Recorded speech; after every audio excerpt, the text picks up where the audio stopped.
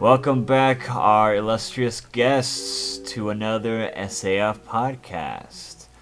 This week we are joined by the lovely talents of Mr. John Lamy. Say hello, John. Hello, how are you all? And I'm, just in case people are new to this, just a Canadian boy who's slowly making his way to becoming the common writer he created.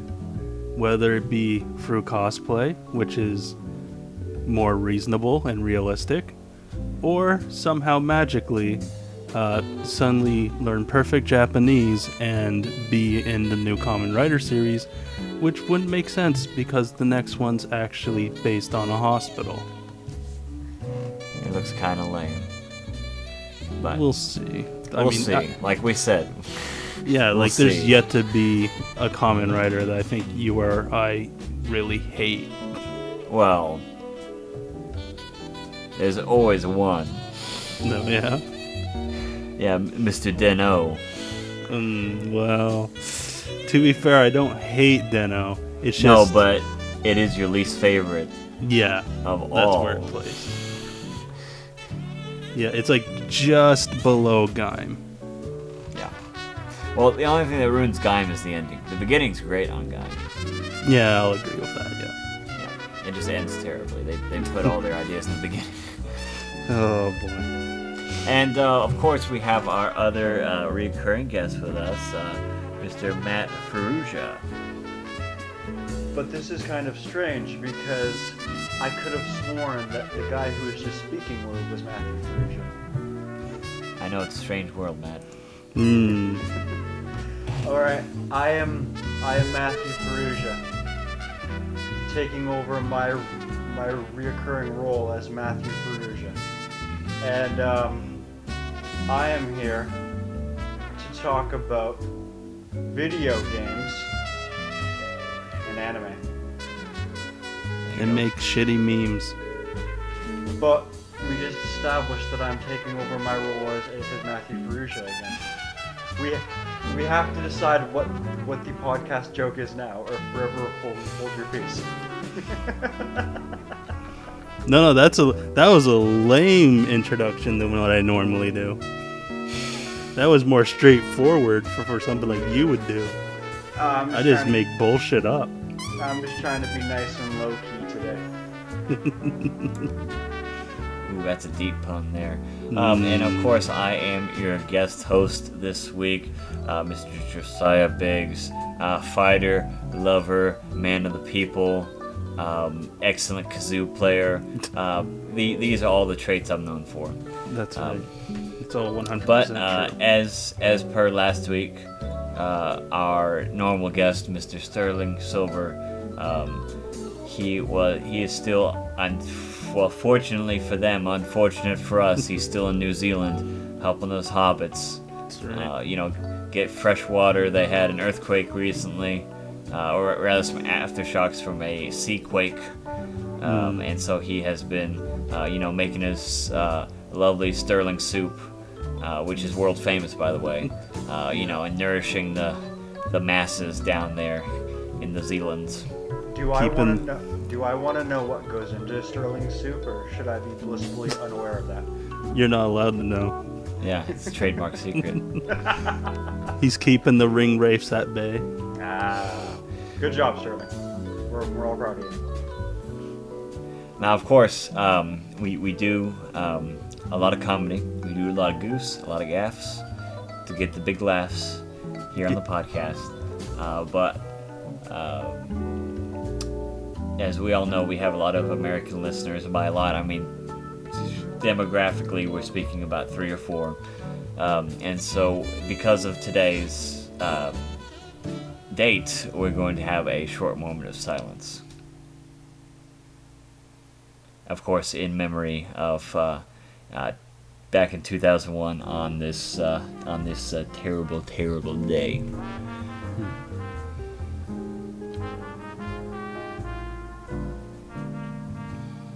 All right, and so back to regular events. who wants to start out and say what they've done this week? I could probably go ahead. I don't have much. So, it is I, Common Writer Black Wolf, who shall start off. I've played a lot of Shining Force 2 today. Great game. You should all play it. The only thing is I didn't actually play it. I just had to steal a gimmick, that's all. Who's your favorite character, buddy? What do you love about the game? La Parka is my favorite character. Just like myself, I just had a heel turn recently. So I'm no longer the good guy in the podcast. I'm that asshole. So please, everyone boo me, but then actually yay me, because everyone loves the bad guys in wrestling. Especially Roman Reigns, right? Everybody loves Roman Reigns. Yeah, Roman Reigns. Woo! Because we're Canadian, we actually make great heels. If Ben was still here, he'd be talking about how great Roman Reigns is. No, he wouldn't. See, Americans love to hate us Canadians in wrestling because they're like, boo, you North Americans. Yep. That's what they sound like. Yep. No, well, let's be fair. Most of them are high-pitched boo because they're all little kids. We love John Cena. Let's see. So, what I actually played... I played some Garden Warfare 2 this week, but that's because they had a event going on, and in typical EA fashion, it was absolute shit show. The chest that you got for playing like a bunch and getting these rainbow stars didn't show you what you got. You had to go through your entire book of like customizables and see what's new. So it was really annoying. There's supposed to be a chance of a certain colored key drop, so you can actually go get better stuff. But it seems if you played it the day that the event came out, you had like a 50% chance drop, which then they changed to 75. So if you opened all 3 of those chests the day of, like I did, you got fucked. So good job, EA. Really not impressed by that performance this week. So hopefully they'll do better next time, because this is going to be a recurring thing, I guess. I got to finally do my Let's Play of Shovel Knight after so long of waiting. And I actually wrote down a few minutes ago. I beat King Knight and Spectre Knight. And that's where I ended the 2 episodes on. Because I'm trying to limit my episodes now to about 20, 25, trying to be less than 30, so that, it's actually watchable for a lot of more people.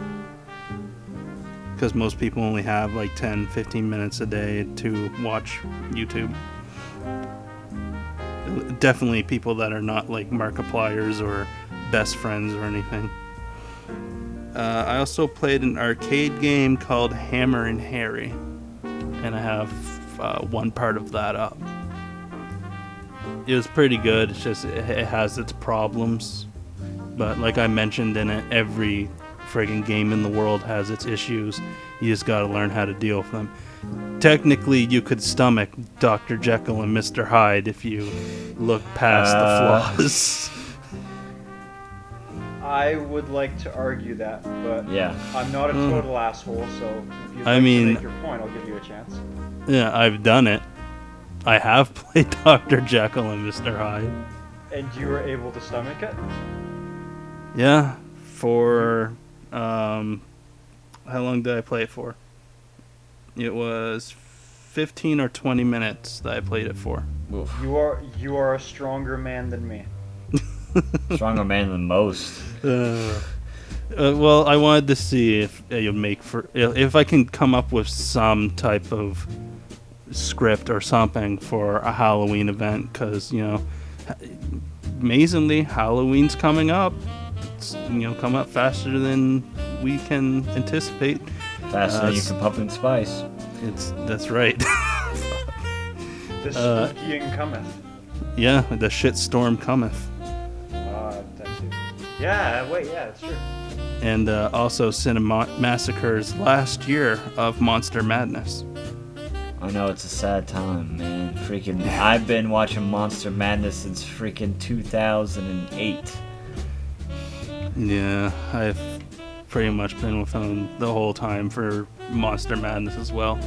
That's like back in the days when I actually worked. I would go to work, and then my reward for an 8-hour shift is go home and watch Cinemassacre's Monster Madness. It was quite enjoyable. Nice. To be totally honest, when it comes to Cinemassacre, I've never seen Monster Madness, so maybe I need to catch up on that. But Hey, you definitely should. fair enough. they're only like 5-minute long things anyways. Oh, good stuff. Yes. When it comes to the Halloween stuff the Cinemassacre has put out, though, the AVGN episode on the good Castlevania games, Yeah. I'll be happy to say now is one of the things that actually turned me on to the entire series, because boy does James really do that series justice. Yeah, I mean, James works really hard. Oh my goodness. You can already tell my voice is trying to revert back to the Brit. Or maybe I'm just choked up because of today.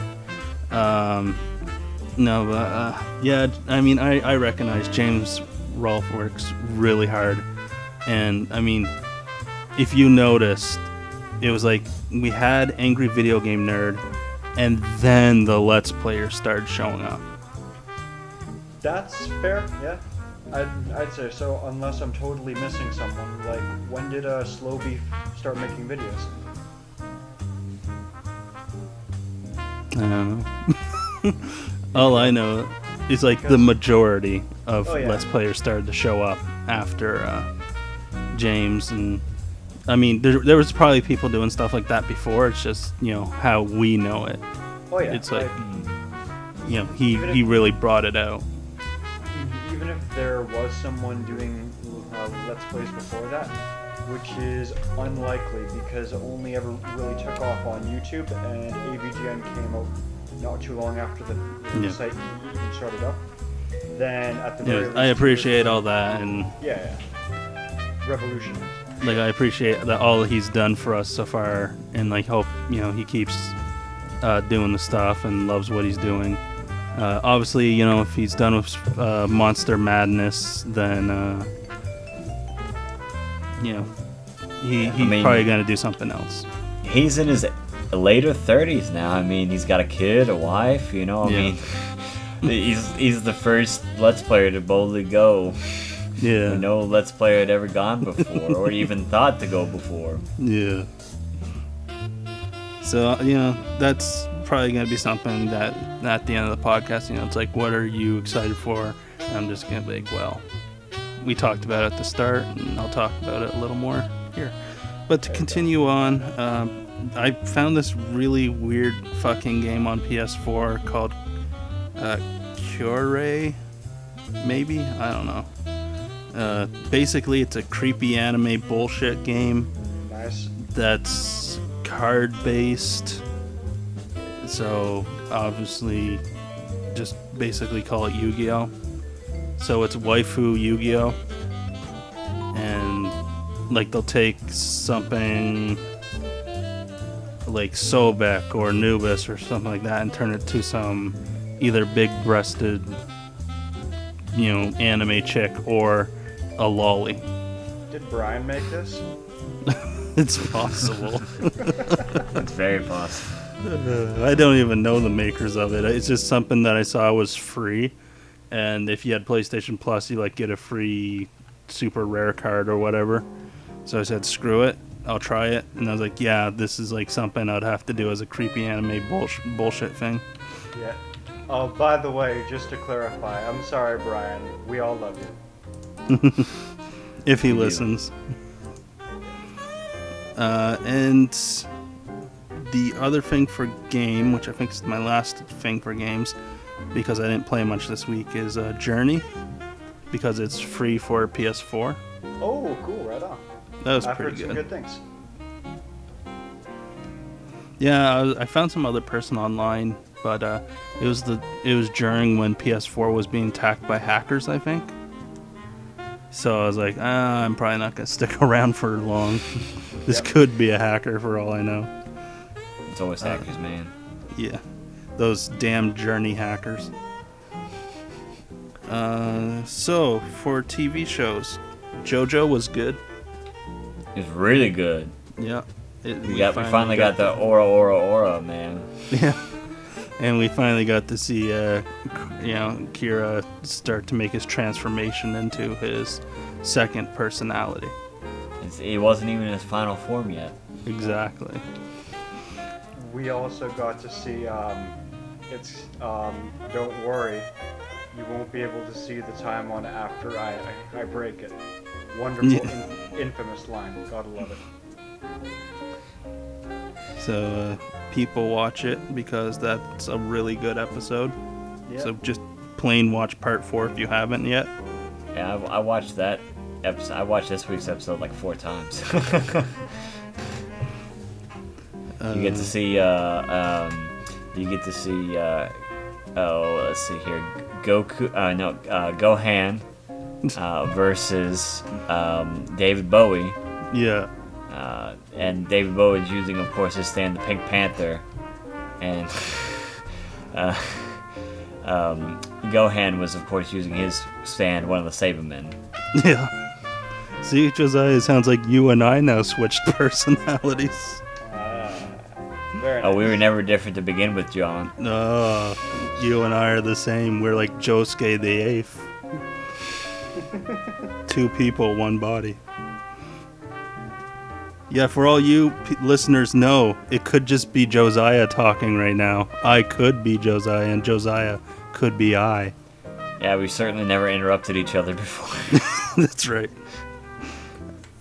Continuing on for anime, like this, like I said, is gonna be really short because I didn't make any funny notes because I was just trying to be straightforward with things. For once, I watched Puzzles and Dragons, the anime. It's a lot like Pokemon, and it's actually really good. I actually wanted to hate watching that. I forget what the Japanese name of it was. Is that the one where they all have like the nicknames, like famous scientists? No. Or am I thinking about the one, or am I thinking like Kamina no Puzzle? Probably that. Okay. Because this one, like the dub and the sub are literally just Puzzles and Dragons. And yeah, it's like Pokemon. It's actually really good. I actually wanted to go in hating it because I play the app, and anytime an anime is based off a game, like an app game that I play on my phone, I expect it to be shit.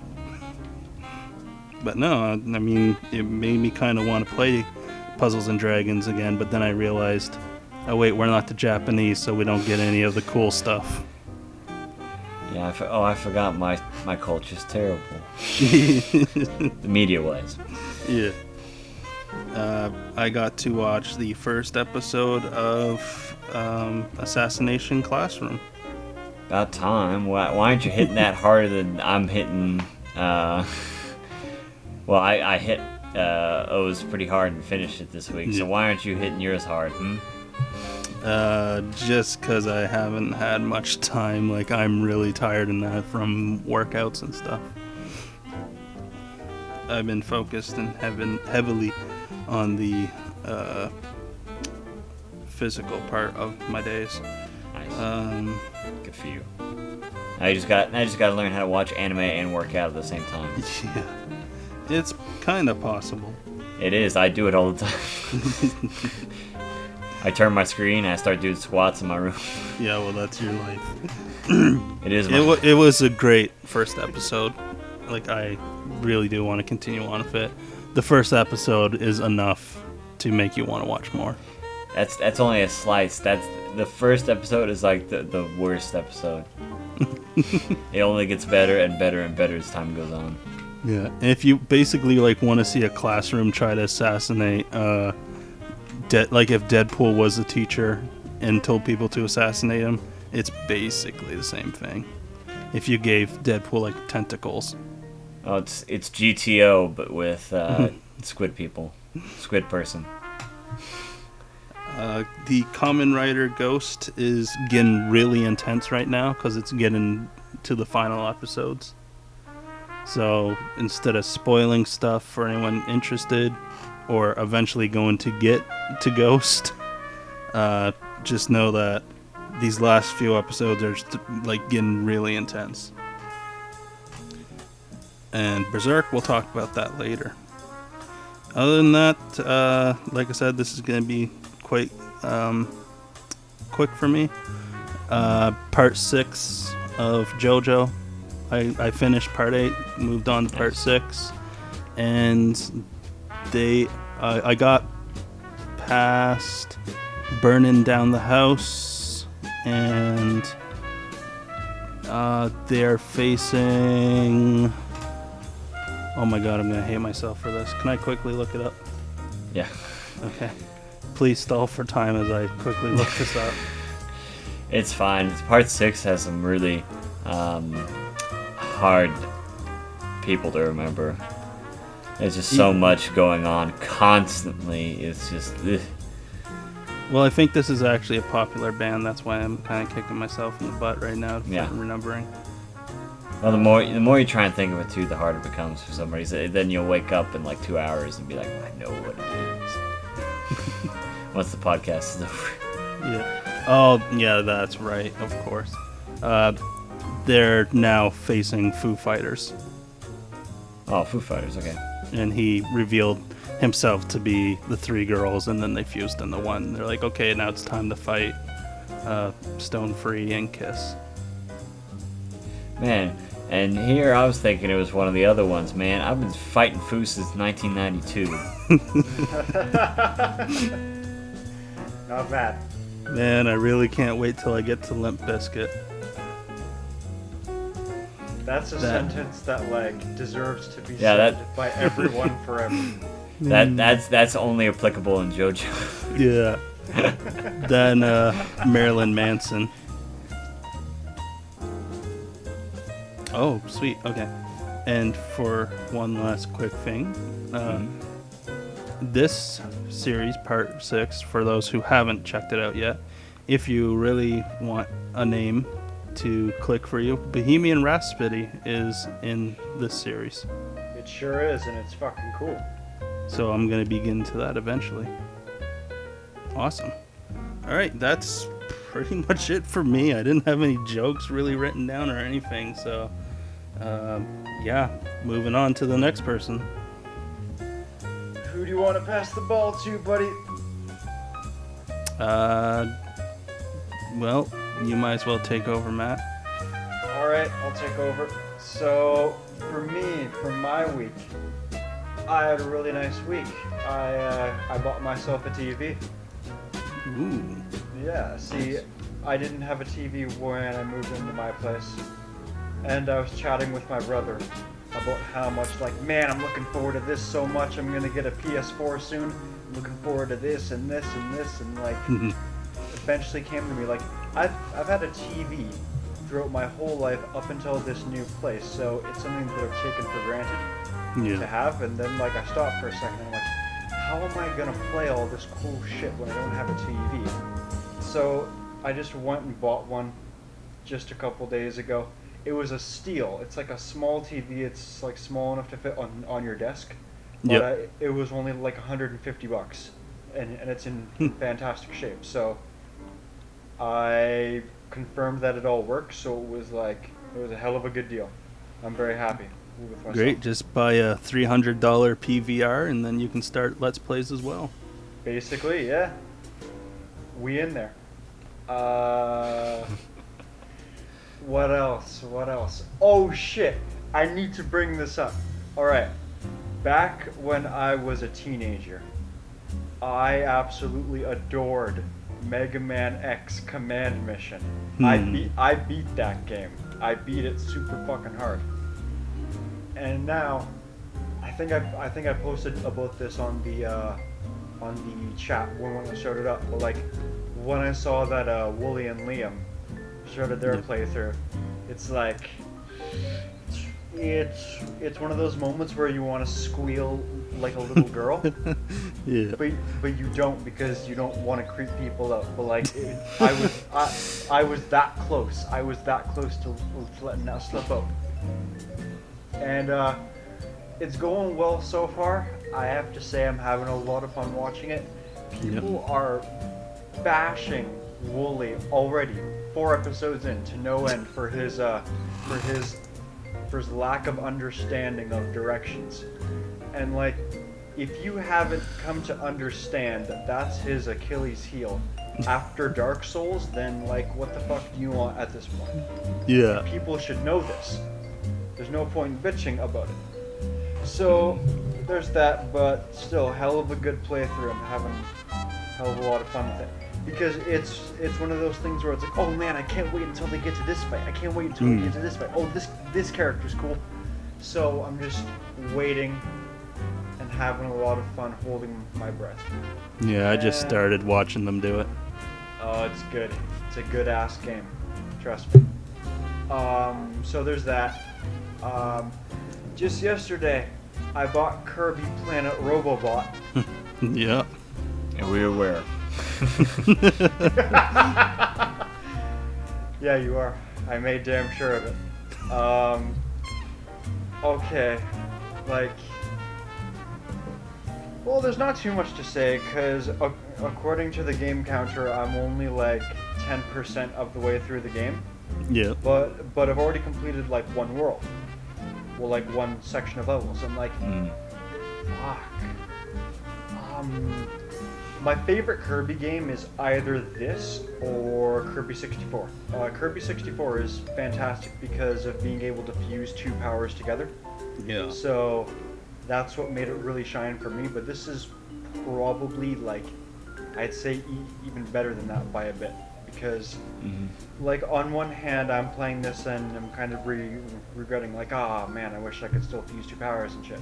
But on the other hand, just having mechs that you can throw your Kirby powers into, it is as fun as it sounds, and then some. Yeah. It's that good.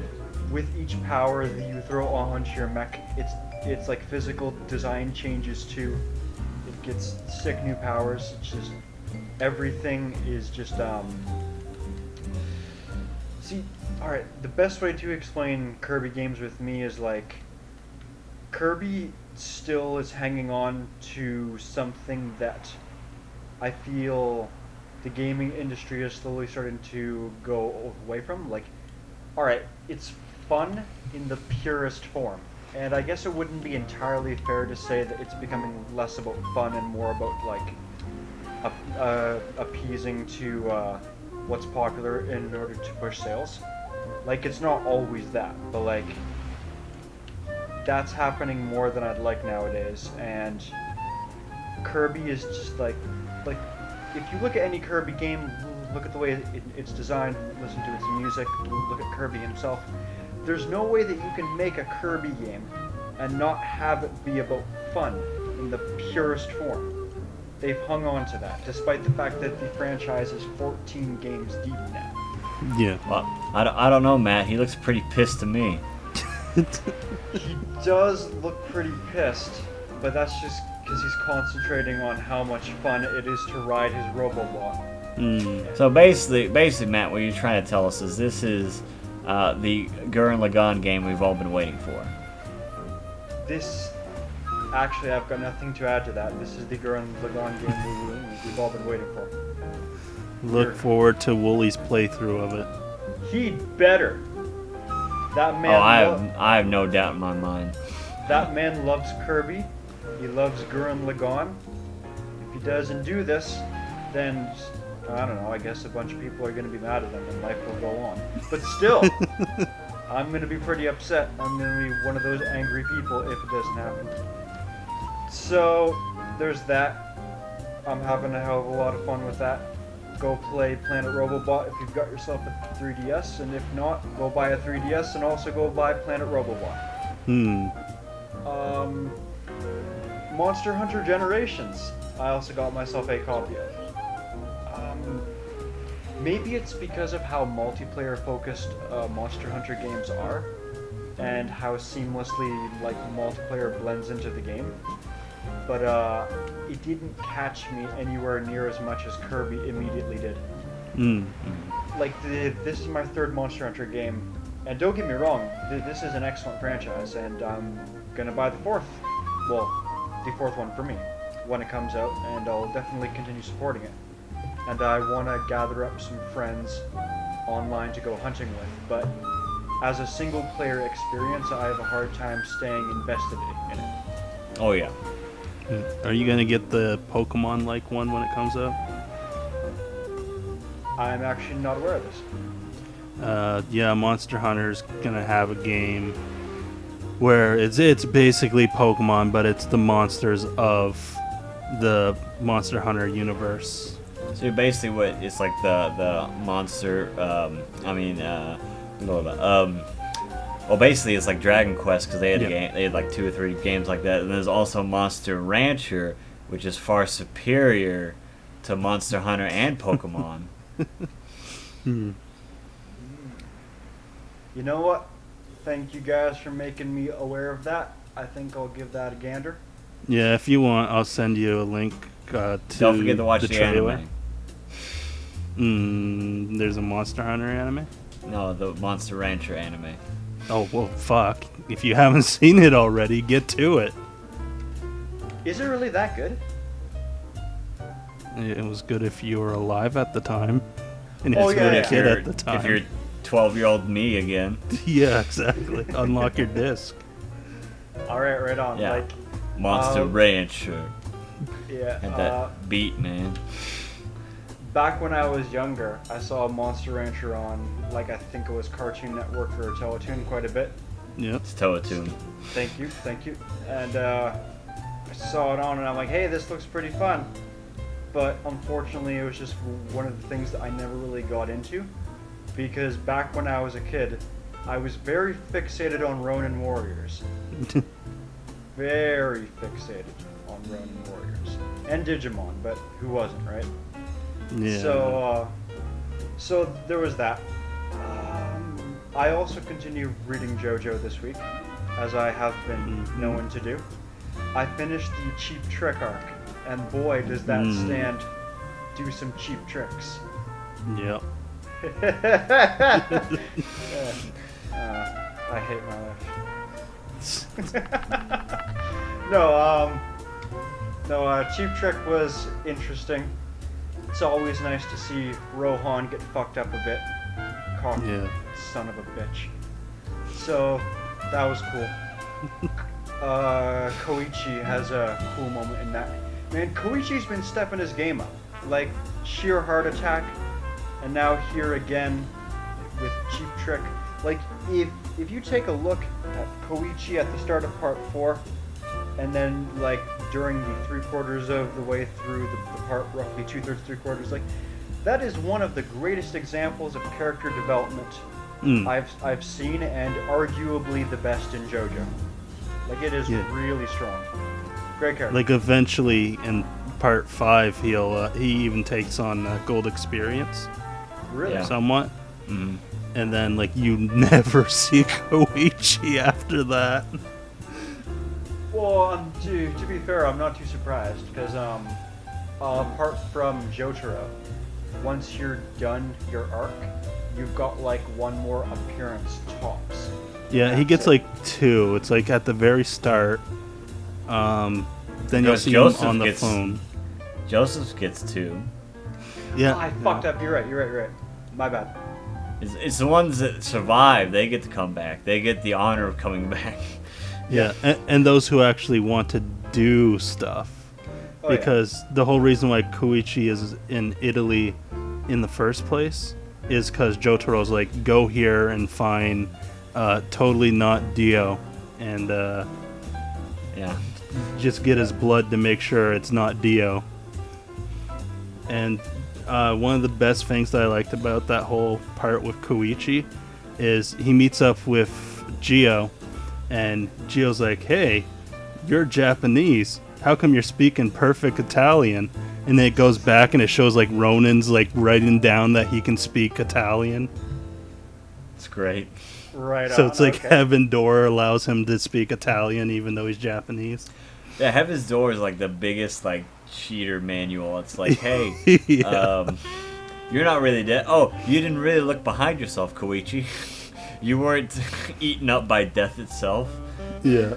Don't worry about it. Oh man. And then a bunch of stands later on basically, get a little bit of Heaven's Door power to them. If I recall correctly, I think that I recall reading somewhere that Giorno and Koichi actually fight Black Sabbath together, right? Or I'm completely wrong. Yes, they did. Yeah, Nice. it's Koichi, I believe, and Gio fight Black Sabbath. That sounds pretty cool. So, yeah. JoJo's still good. Cheap Trick was one of those weird gimmick stands, but Yeah. that's how a lot of fights will work in JoJo, so there's no Wait till point. Superfly. No, I passed the season, yeah, Superfly. Oh, that's a gimmick one too. Boy, is it. Now, to be fair, the Superfly arc gave us one of the single coolest images in all of JoJo, where like, okay, don't listen to these next 10 seconds if you're like Yeah. trying to watch Only anime. part 4. Yeah. So yeah, basically, the scene where Josuke is like, I'm gonna try and run out of the tower, and half his body turns into metal, and it's just that image of like half cyborg Josuke is sick. Okay, Yeah. 10 seconds up. So there's that. That's a sick image. That's really cool. I like it. That's a good still. Yeah. And overall, yeah, I can talk more about part 4 later and why I prefer it over part 3 thematically and shit like Yeah. that. But all When the anime ends, we'll talk about like it as a whole series. oh yeah, we can do like a spoiler cast for DIU. I do that for sure. Yeah. So yeah, JoJo, good stuff. What else did I do? I did not play Shining Force 2, believe it or not, because like I got Monster Hunter and I got Kirby, and I'm like, I'll be back to you soon, my love. But like, Yeah. these two new nice games here have currently grabbed my attention. So that happened, but Plus, I stole your power. you stole my power. Man, your stand keeps evolving. You're gonna steal people's identities. You're gonna change the canon of fiction. Soon enough, you're Yeah. just gonna start stealing people. Yeah. I'm much like Dio, just finding constant bullshit ways to improve my stand. Yep. Joestar blood makes my stand stronger? What? Shouldn't that just make me... Ah, fuck it. I Oh, just no, the happen to Joestar- find these That only arrows. gave him the Purple Hermit, though. It was Mm, his stand that gave him the world. Yeah. Isn't it fucking dumb how, like, even if you can justify Dio also having Hermit Purple, it should be shit compared to Joseph's or Hermit Purple, because it's like, that's Joseph's only stand. That's his stand power. He specializes in that. You should think that like Dio would have like a knockoff version. Dio's version of Hermit Purple is better than Joseph's, and he's also a vampire, and he also has the world. Fucking Dio. What a prick. So yeah. And then a 17-year-old boy beats his face in. All because he pissed him off. Yeah. What a great way to justify a win. Well, the last JoJo thing I'm going to bring up, because, we can't go on for like an hour for it, but if you look towards part 8, Yeah. we now have a character who's Josuke, Kira, and he's a Cujo. Yes, I recall hearing about that. So he's like 3 different people. Fusion is just a cheap tactic to make weak JoJo stronger. Yeah. And then I saw some like stills, just some images of like, what people have been posting of part 8. Oh yeah. And holy fuck, is it a goofy series. I can't wait for it. Just the fashion alone is ridiculous. Yeah. Everything has like cotton balls on it and like is like Dr. Seuss style. And like we said, of course, as much as I didn't want to meme that one night when I was posting, Superstition as the theme, we all know the theme we want for the ending for part 8 is All-Star. It's gonna be All-Star. It has to be All-Star. I love how we're all in agreement. Like, if it's not All-Star, then what the fuck's wrong with you? I mean that's another thing too. That's why everybody calls the main protagonist Gappy. Yep. Yeah. Online is because his actual name is what is it? Yeah, it's Josefumi Hoshigawa, but it's also before the fusion. It was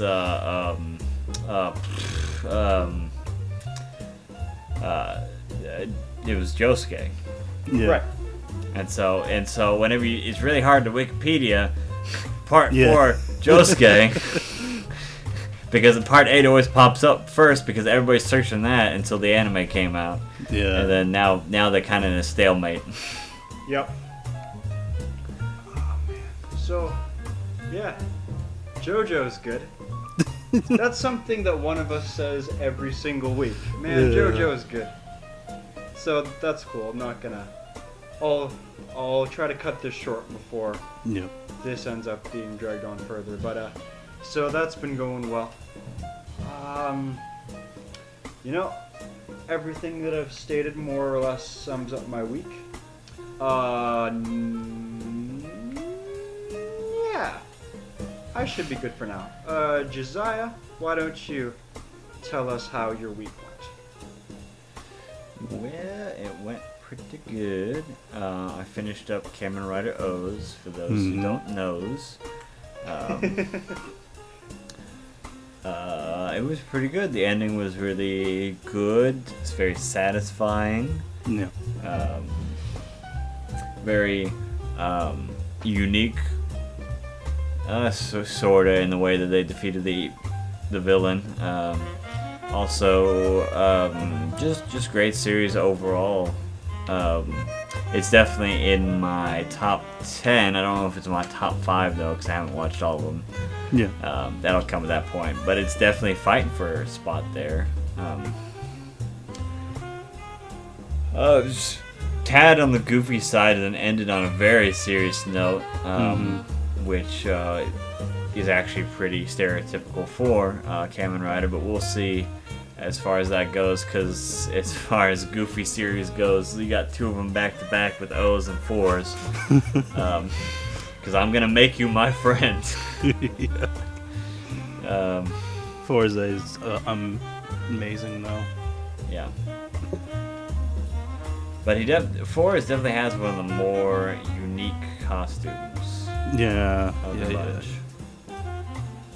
Like even the secondary rider, Meteor. Yeah.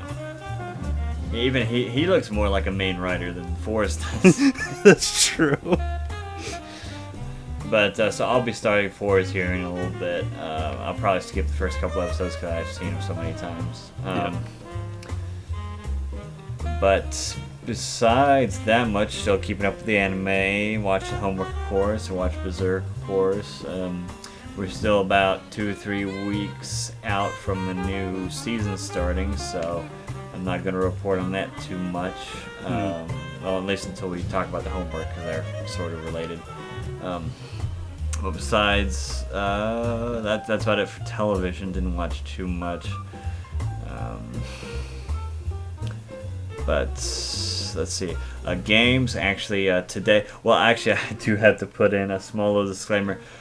We were talking about the remake of Dragon Quest V. That already happened. They're remaking Dragon Quest VII, actually. To my shock, so to speak, that came out about 2-3 years ago where they remade 5, and I thought that was the one they were remaking this time. No, it's definitely 7. So, my bad for the last 2 podcasts. We've been just spitting lies out. We had Wooly up here for a short little bit. I was wondering if one of you guys were going to throw that one out. Sorry, go on, Josiah. But no, so yeah, you can already play that game now, Matt. Good. In case you're wondering. I am furiously Googling as we speak and seeing what platform that's on. I believe it's on the DS. Not 3DS? I don't know. I just searched for it and saw that it was already out. Alright, thanks, buddy. But let's see here. Hand of the Heavenly Bride. Yes, that is correct. Perfect, thank you. DS. Yep. But besides that little quirky tip, I've actually started playing the original Dragon Quest. Of course, it's known as Dragon Warrior here in the States because there's already a really crappy game called Dragon Quest that was made here at the same time it was made in Japan. And so, copyright, da-da-da. So I'm playing Dragon Warrior now. I'm about halfway through it in about 5 hours. It's a very short JRPG, much shorter than the first Final Fantasy. So it's really fun, really quick, and really easy to get through. It just gives you that nice, satisfying RPG feel without the long commitment you have to give. Also, in the later English renditions, it's a bundle with the first one and the second one. So that makes it really nice and really fun and really easy because the second one's also not super long for, or even average timeline for a JRPG, even of that age. And so I'm just going to be quietly playing through both of these. Of course, I started this series because on the Continue cast, I saw that they had played through this. And like I said, I'm a pretty big fan of Dragon Quest, so I thought, hey, it's a short one, let's just do it.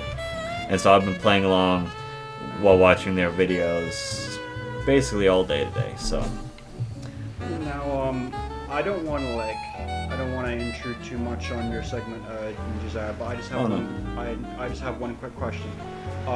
Not too long ago, like a few months tops, I was in the process of playing through Dragon Quest 1 myself, the mobile version, and just one way to view it. Do you think it would be unfair to say that game, despite being short, is super fucking cryptic, more than it has to be? Well, I don't know about the mobile one, but the one that I was playing, definitely not on ROM, for the SNES. I don't think it's cryptic at all. I mean, I had never played it before, and even though, I'm watching some guys Let's Play it, but they have no freaking clue, because the one guy played it 15 years ago. And so they're having to constantly look up walkthroughs, and I'm actually further ahead of them, even though I started on episode 4 of their playthrough. Somehow, even though I'm playing at the same pace they are, I'm severely ahead of them. And no, as long as you talk with all the townspeople, it's pretty self-explanatory. I mean, it's a little tricky because you have to go back and forth between certain areas, going east and west and north and south, and you have to revisit certain towns. Right. But for a JRPG, that's pretty standard. In the first Final Fantasy, geez Louise, you step off the guided path and then you get freaking wrecked by trolls. Yeah. Worst. Or giant turtles. Man, those giant turtles showed up in my nightmares so many times. Oh yeah. But as far as JRPGs at this time, I think it's not that confusing at all. The world map's pretty small. There's only a couple towns. There's a lot to walk around, but as far as getting things done, I don't think it's too difficult as long as you just, play it in a couple sittings and not just, space yourself out too much. That's probably what did it for me then, because I kept picking it up and putting it back down like over the course of like a year. Mm-hmm. So, yeah, fair enough. Sorry about that. Mm-hmm. No, I mean it's just because there's certain like places like once you get the silver harp, then you have to go and get the rain flute. And if you don't remember where the rain flute is in this tiny little place on the top of the map. Where this old man is hiding it in a cave, and if you don't remember that cave's there, you don't really see it just passing by. You kind of have to go a separate route to go get it, and the mountains kind of cover it when you're just walking by normally. Stuff like that, yeah. Yeah, so I mean, it's just like, unless you already explored it on your original adventure through and remember that from that time, it's gonna be kind of hard to remember it when you need to find it, and that's gonna stop your progression pretty hard.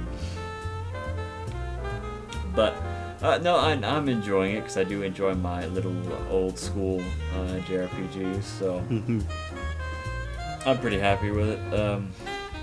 As far as movies go, I did Sterling proud. I watched both Vampire Hunter D movies because the series is coming up here pretty soon as well.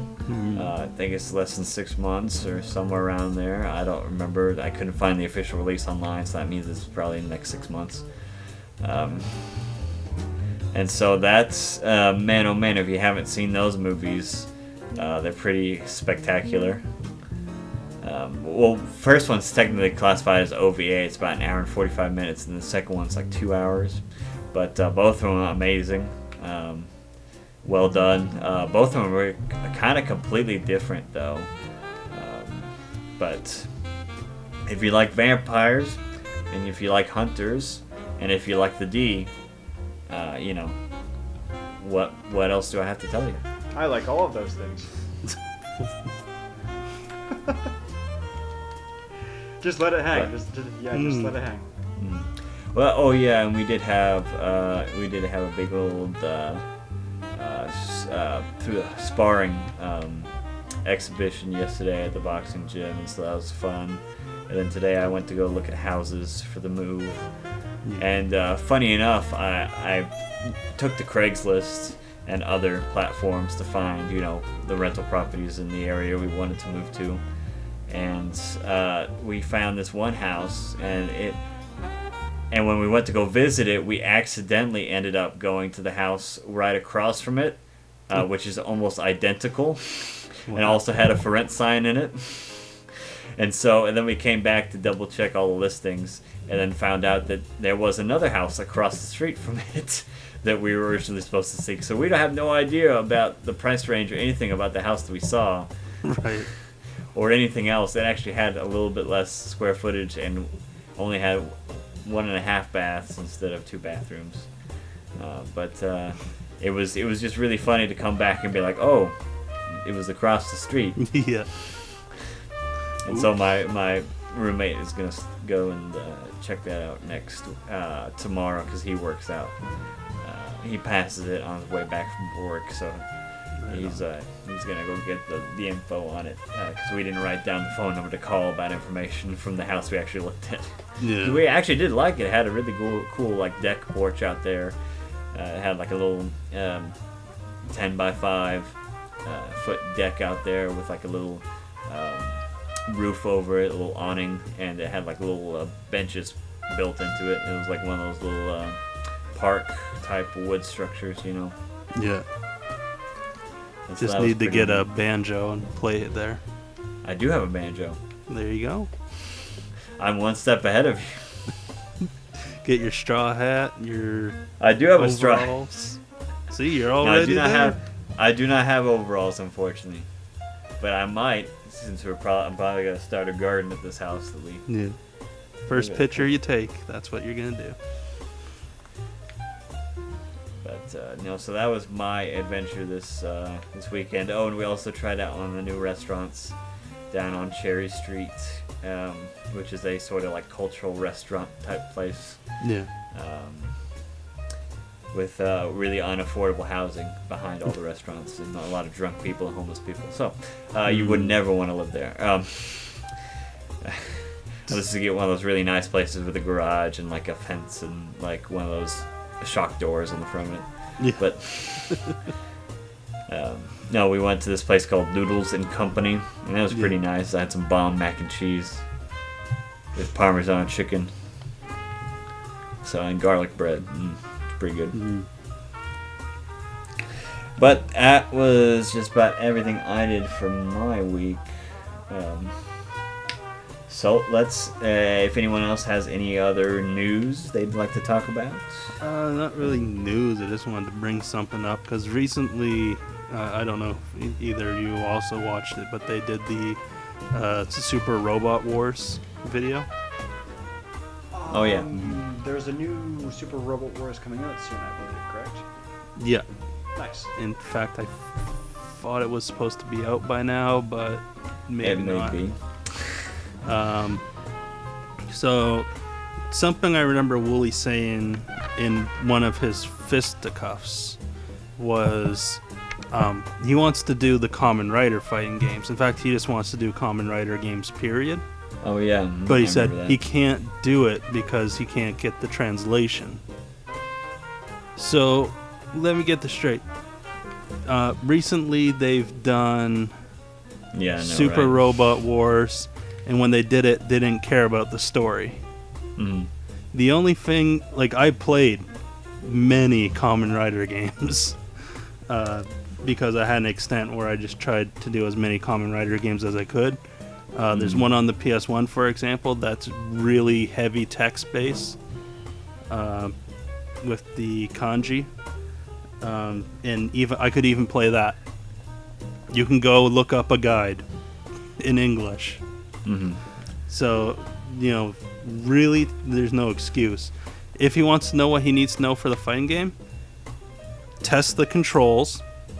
Because if you're wondering, like, if you want me to translate some of the fighting dialogue that's going on, not much. It's just like the Super Robot Wars. It's like, oh shit, this isn't my world. Who are you? I don't like your look, Forza. You don't look like a normal rider. Let's fight. I'm Wizard. I do magic. You do science. Fuck you.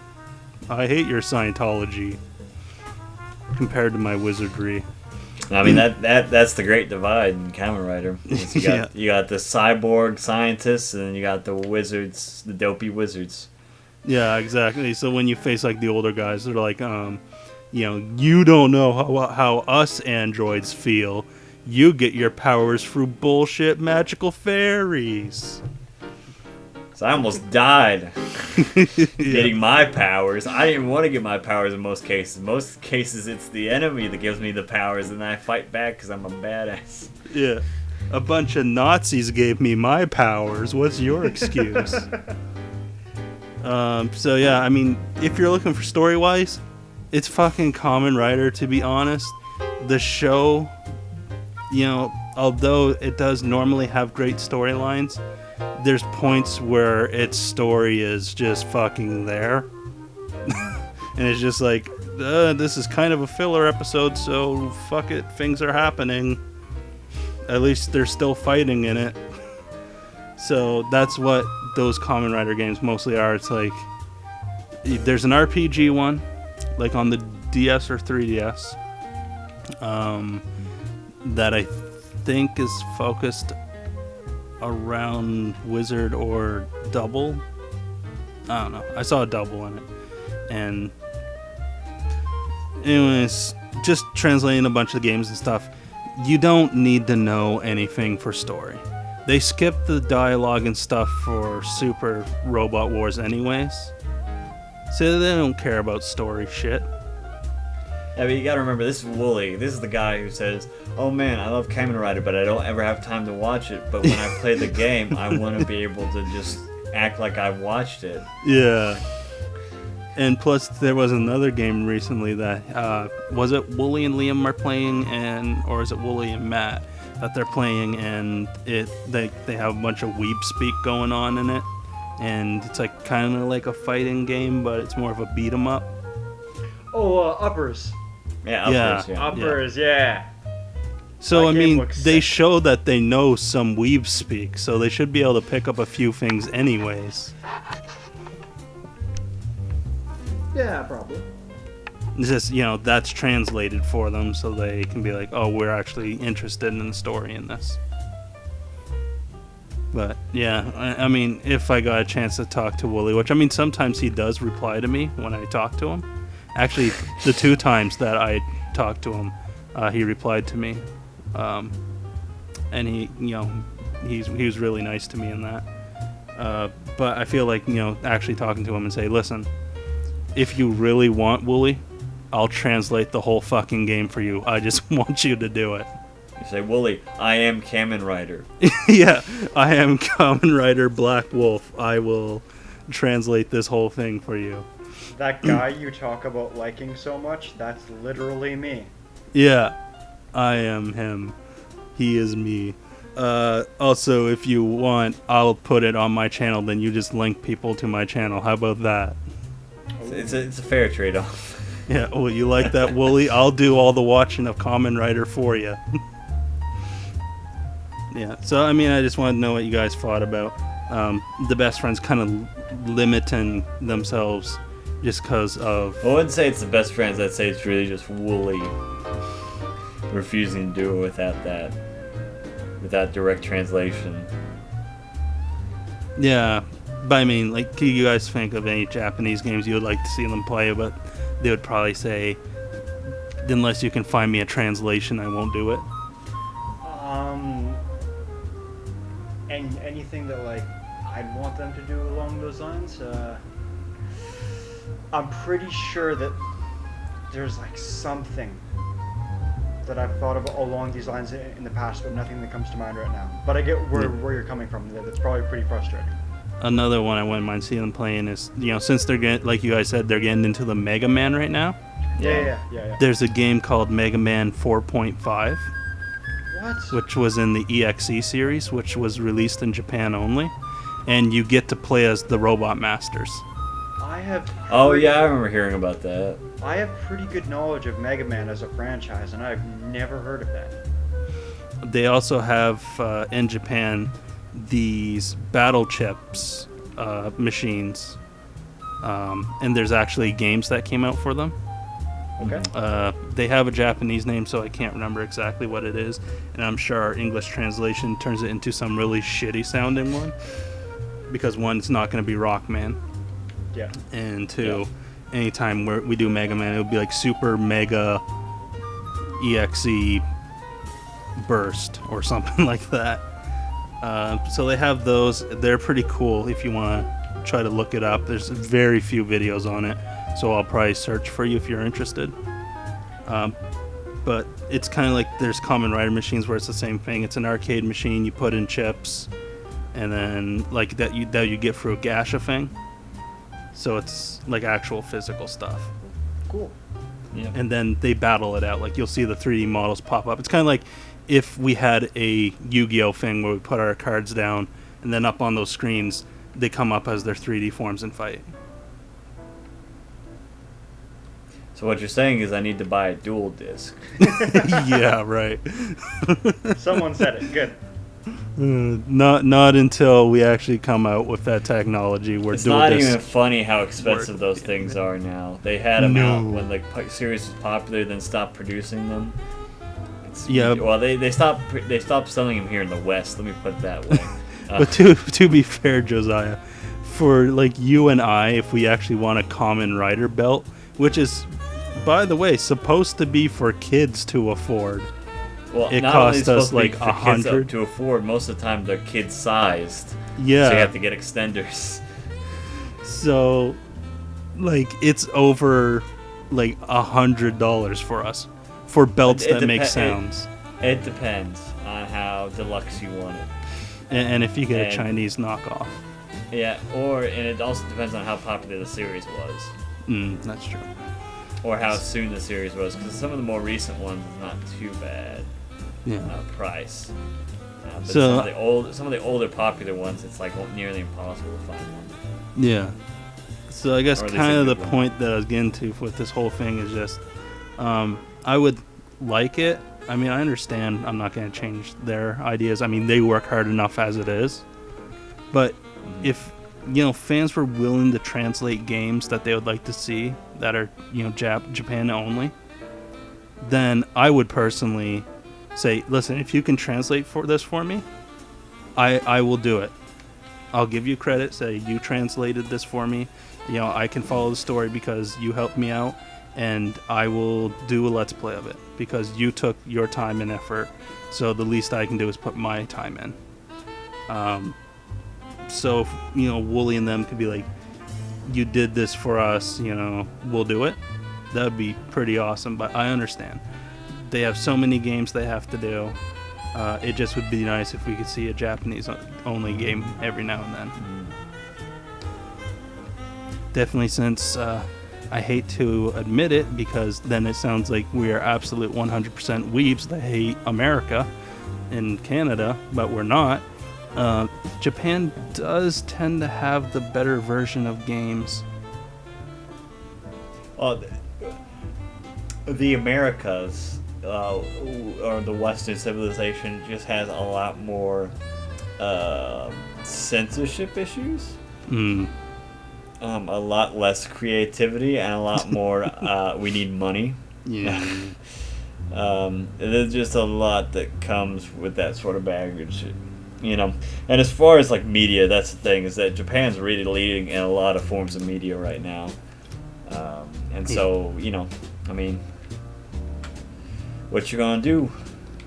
Yeah, it's true. America, you get how are you gonna beat Japan with Stranger Things 2, huh? It better be good. Yeah. Live Stranger JoJo. Things Stranger Things season 1 was all right. It was pretty good for American television, but it was pretty all right for Japanese television. Yeah. And you know what was also pretty decent for season 1? Attack on Titan. How's season 2? I don't think season 1 was that good. The animation was spectacular, but Yes, it was. But it didn't have the meat that the manga did. That's it didn't very have true. the same feel. very true. It feels like there was a lot of the mannerisms and a lot of everything was exaggerated or silenced to make it easier for the normies to swallow. You've got to be really careful with season 2 of things. Like, what struck me as really weird, I'm gonna be honest with you guys, was, once Naruto ended, like, Attack on Titan basically took its place in the Big Three. Not as far as, like, how long-running the franchise is, but... Matt, you're the only person who would argue that. No. Hear me out. Hear me out. Attack on Titan was, like, the biggest big thing, and it's still big. Yeah. No. It's big because you look at Hot Topic. I've never been to a Hot Topic. No, wait, sorry, once. I just, regardless, it didn't take the place of Naruto. It took the place of freaking Death Note. Yeah. That is true. Maybe that was the most outlandish thing I've said on the podcast yet, but like, I was completely certain that, like, because wherever I went, wherever I talked to people, Attack on Titan had, like it was being talked about more than Naruto. Yes, that's because everybody hates Naruto right now. And also because nobody's watched enough Boruto or read enough Boruto like I have to love its subtlety. Yeah. But hey, it has a Musou game now, so... I mean, just remember, like, when Death Note came out, everybody was talking about it like they are now. It's the exact same thing. It just took the place of Death Note. Like, in being that edgelord, it's not... Attack on Titan's not shown. The thing that took the place of Attack on Titan, or Naruto, really, now, is freaking... Boku no Hero Academia. Yeah. I'd say so. That's fair. That's the ones filling in for it, or Bleach, or whatever you want to say. Like, hell, at one point, Card Fight Vanguard was one of the highest things. yeah, Jesus, how low was that? Well, I guess all that, like, all right, just to summarize quickly, all that I was really trying to say was, like, Attack on Titan got super huge. Yeah. How huge it got, by your perception, and even just by the fact of how huge it got might depend on, like, for you at least, how many people around you were talking about it. But the point is, which is why I just made that mistake. I think you have a good point, Josiah. But it's also because of the fact that Netflix picked it up. That's the biggest thing, is that now that Netflix has all these animes on it, these decent animes. A big section for that now, yeah. Yeah, I mean, back in the day, how would you watch Death Note? You have to go to Crunchyroll or Funimation, or even back then it was hard to find it legally. Yeah. But even then, normies were flocking to it. But now that it's easy access, you say, hey, you want to, Attack on Titan and chill, It's a lot easier now. It's on everybody's platform that they use, Yeah. But Attack on Titan, it reached this fever pitch, and it's like it was remarkably dark, not in terms of all anime, but by the standards of something that's entry level. Yeah. By the entry level stuff standards, it's a lot darker than most stuff, which genuinely stunned me. Mm. Like, I didn't expect it to hit the point where it did. And, Immediately? Oh yeah, like immediately at right out the gate. At the very least, yeah. And that impressed me a lot. And I forget what my original point was. I forget what my point was at this point, but I guess all that I can say is I like Attack on Titan, and I'm glad it's successful. Yeah. The whole point was just like season 1 was said, and I think by most, even hardcore fans of Attack on Titan, is much better than season 2. Well, once season 2 comes around, yeah. Oh, it's not out? I thought it was out. No, it's coming out here pretty soon. Because all I hear is people keep talking about trash about Attack on Titan season 2. Well, that's because people have read the manga and know that it's going to slow down so hard. Like me, I've read the manga. I actually really like the Attack on Titan manga. Yeah. The series just kind of flies through the first season, and then it's the first season is horribly paced. Okay, it's much better than the manga, but then again, the manga is now going at a snail's pace, at like 1 volume every 2 months or something like that. Yeah, and so it's like, so it's just not really going as fast or as hard as it needs to. Yeah, not everything can be a JoJo. No. Not everything can be a JoJo. But hey, at least it isn't taking them 7 years to get off a fucking boat. So far. Yeah, so far. I don't know about that yet, though. Has it gone back on hiatus again? No, it's been going out it's monthly now. Good. Which works with their scheduling. All right, let's get to the homework. Yeah. Yep. Speaking of Berserk, wait, no, that's the extra credit. I'm very sorry. Yeah. No, you got to explain to the viewers what our homework was. Yes, I do, don't I? All right, so I love the work of Kota Hirano. It's excellent, and taking that into consideration, I saw that Drifters was it was easily available online now. Apparently, it had come out much earlier than I thought that it did. Thank you for letting me know of this now, Josiah. But the point is, I found Drifters, and the site that the OVA. Yes, the OVA. Thank you. And it was just uploaded on that site recently, which furthered my presumption that this just was put out like a month or so ago. I guess I was wrong, but the point is, Drifters is out now, the OVA, and well, the series is coming out in October. Oh yeah, this first episode of the OVA was out. We watched it for homework, and I'm gonna be honest. Going in, I did not know what Drifters was. Really? Yes, I'm dead serious. Same. Because, I mean, he started that manga right after he finished the Hellsing, like almost immediately. Really? I didn't know this. Yeah, because that's when I picked it up. Oh, nice, cool.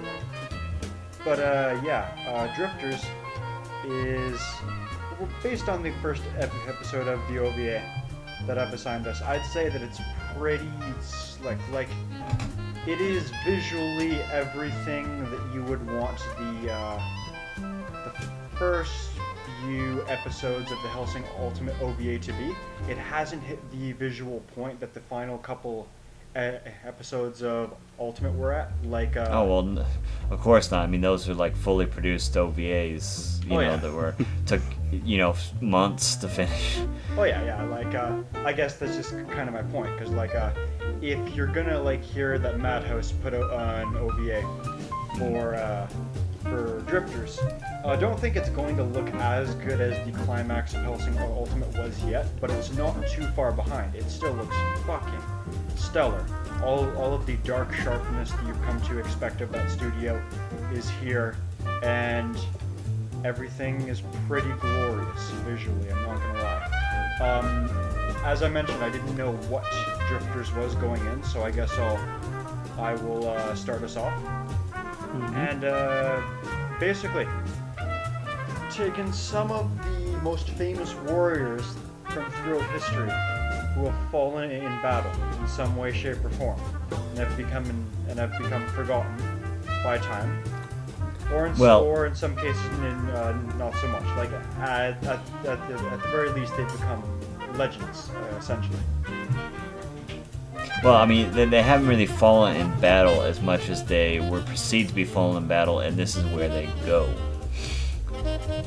That's true, actually. I just made a mistake. Yeah. Thank you. Yeah, that's actually much more true. Thank you for. But don't worry, I'll be fact checking this whole. Since I've read the manga through a couple times. I'm glad you're cracking the whip. So yeah, there's that. Drifters is pretty great. It has that. Okay, I'm gonna be honest. The way that any Hirano franchise handles comedy and action is amazing. Yeah. You know what? You're damn right. It's amazing. I'm not gonna fight you there. But even though it's amazing, it's also very weird because the background music and the everything changes. Yes, and the vocal work and everything of the action scenes to the comedy scenes. It's such a tone shift that it's almost jarring, but the way it's pulled off actually adds to the comedy. Like you'll go from the cast. There's currently a cast of only 3 characters, but they're all great, so that's fine. Like butchering some fucking people, and then you'll immediately go to, wait a second, you're Nobunaga? What the fuck's all that about? And he's like, yeah, why would you think that I'm lying to you? Everyone knows that Nobunaga's fucking dead. No, he's not dead. And then, okay, it's tricky to try and explain it because you can't explain a comedic situation and have it be funny. But all that really needs to be said is Drifters is simultaneously funny and action-packed. It's excellent. The whole gag of trying to piece together events that have happened throughout war in history and meeting these figures is actually pulled off extremely well. Like, imagine like some fantastic war heroes. That's not a word. I just slipped up. Is now.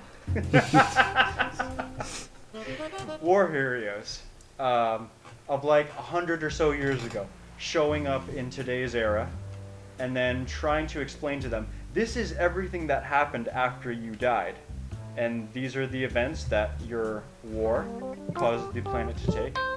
This is what's going on now. Here's who won and here's who didn't win. And trying to explain that while like bring back together your own psyche and shock of being transported to a different era that is simultaneously is it's pretty cool. everyone's kind of a violent delinquent. And when I say everyone, I mean 3 characters. Everyone's kind of like a psychopath. At least a little bit. At least a tiny bit. Everyone's like a madman. This main cast is not comprised of heroes. They're comprised of protagonists, not heroes. We can't get them confused. And I adore it. I adore it when a franchise does that. That's fantastic. You don't have to have a heroic character per se have the limelight. You can have someone who's arguably just as twisted as a villain take on the role of a protagonist, have a different point of view going on, and still have a series that's just as fantastic, if not more so. Take a look at Steel Ballroom, for example, from JoJo, and how many people have argued that Johnny and Gyro, or Gyro, I may have fucked it up, are That's Gyro. Thank you. Are as bad or worse than Funny Valentine. And there are some legitimate arguments to be made there. So,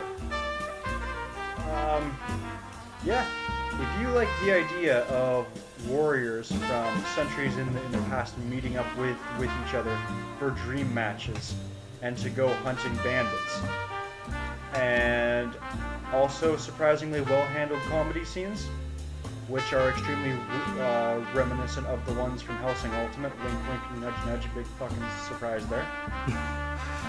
Don't forget the Kansai accent they all take once they... Yes. Eh? Yep. It's so good. I was thinking of how to, translate how weird it is and how much of a tone shift it is for a comedy to action scene to go into one another. But, that is a point to bring to mind that I didn't think of, so thank you. It's wonky as hell, but it's good so far. We're only 1 episode deep, but go watch Drifters. It's good for at least a few laps and more than a few good action scenes. And we're only 43 minutes into this entire franchise. The OVA version, that is. So, I'd say it was a hell of a good time. The premise is... This is one of the coolest new premises for an anime that I've seen in a while. And it's technically not new because of how old Drifters actually is. But for those of you that are only finding it now, like me, then for you, of course, it's going to be new. And by the standards of what I'm seeing nowadays, Drifters kicks ass. It's it's doing the 2016 anime scene pretty proud, I'd say. So that's all that I have to say for Drifters. Would anyone else like to take over?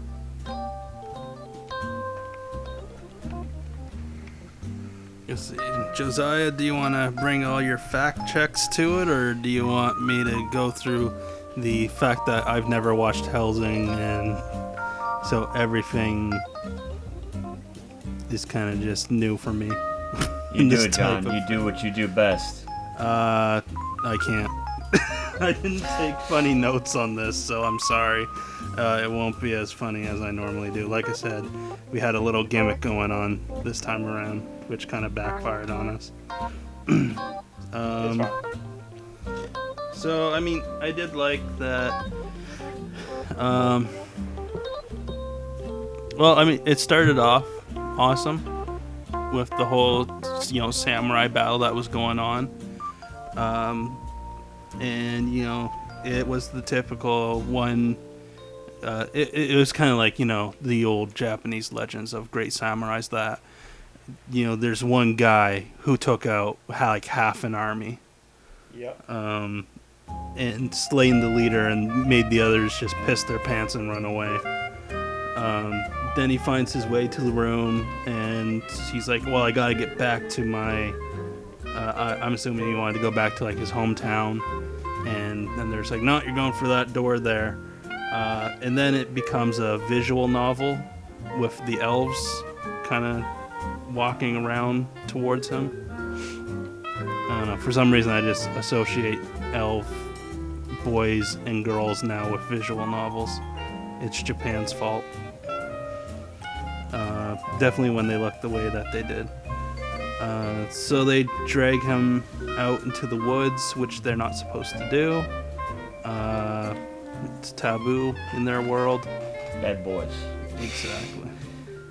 This visual novel, elves. Then they meet up with another character who's shooting the bow.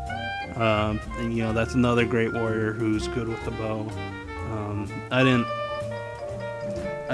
I'm sorry, everyone. As much as you might think I'm like a 100% weeb and know everything about Japan's culture and that, because, I've witnessed it a few times. I know a lot of people in Japan and that. I really don't know a lot of the history. So that character, I didn't know.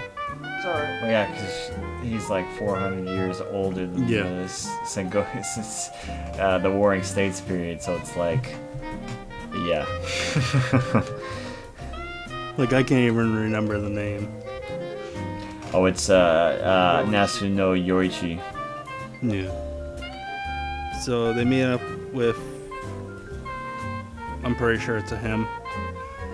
Yeah, it's a him. He's a girly boy. Exactly. Back in their day, everyone looked like a woman. Even the men. So they meet up with him. He takes our little shonen hero samurai guy. Who's 30 years old. Yeah, who's 30 years old. Into a safe place. There they meet Nobunaga, which is awesome because I like Nobunaga. Everybody loves Nobunaga. And everybody loves his voice acting too. Well, I mean, I like many of his, what would you call them? I don't want to say forms, but his many different forms in like games and animes and like even Kamen Rider Ghost. They get Nobunaga, and he's pretty awesome there as well. So yeah, he has the whole.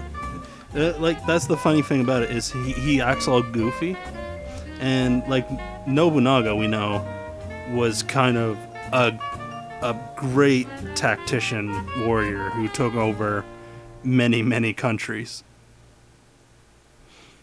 and so to see him act the way that he did was pretty funny. So they got to talking, as you said. He's like, I'm Nobunaga. And then the other guy's like, Nani? And it's like, impossible. He died, so many years ago. And then he's like, what the fuck did you just say? It's like, oh yeah, this shit happened to you. And he's like, no, that's a fucking lie. I'll tell you the real story. And he told the story about him and the bald bastard running in the building as it was burning down, and then he suddenly found himself there. Then the other person... With all the stolen goods. Yeah, exactly. The hero that he is. Yeah, the other person comes down, they're like, oh yeah, I'm over 400 years old. And then they're like, that's bullshit. I'm calling bullshit. It's like, I kind of remember you, but still bullshit. Yeah. I can believe that maybe this guy might be Nobunaga, but nope. You're no Dio Brando. You're not a vampire. You can't live forever. You're not an English Japanese vampire. Rugby star. Yeah.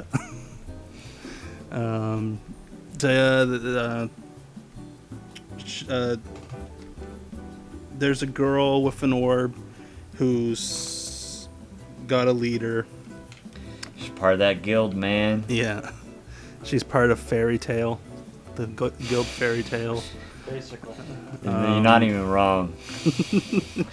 That's the worst part, is you're not even wrong. What? Great. See, I didn't even have to watch the series and I know. Yeah, so she reports back to her superior, and the superior's like, well, one of these little elf bastards must have found oh my god, you just said the name of it too. What? The actual series, what they're called, drifters. Drifter. Yeah. Wow, John.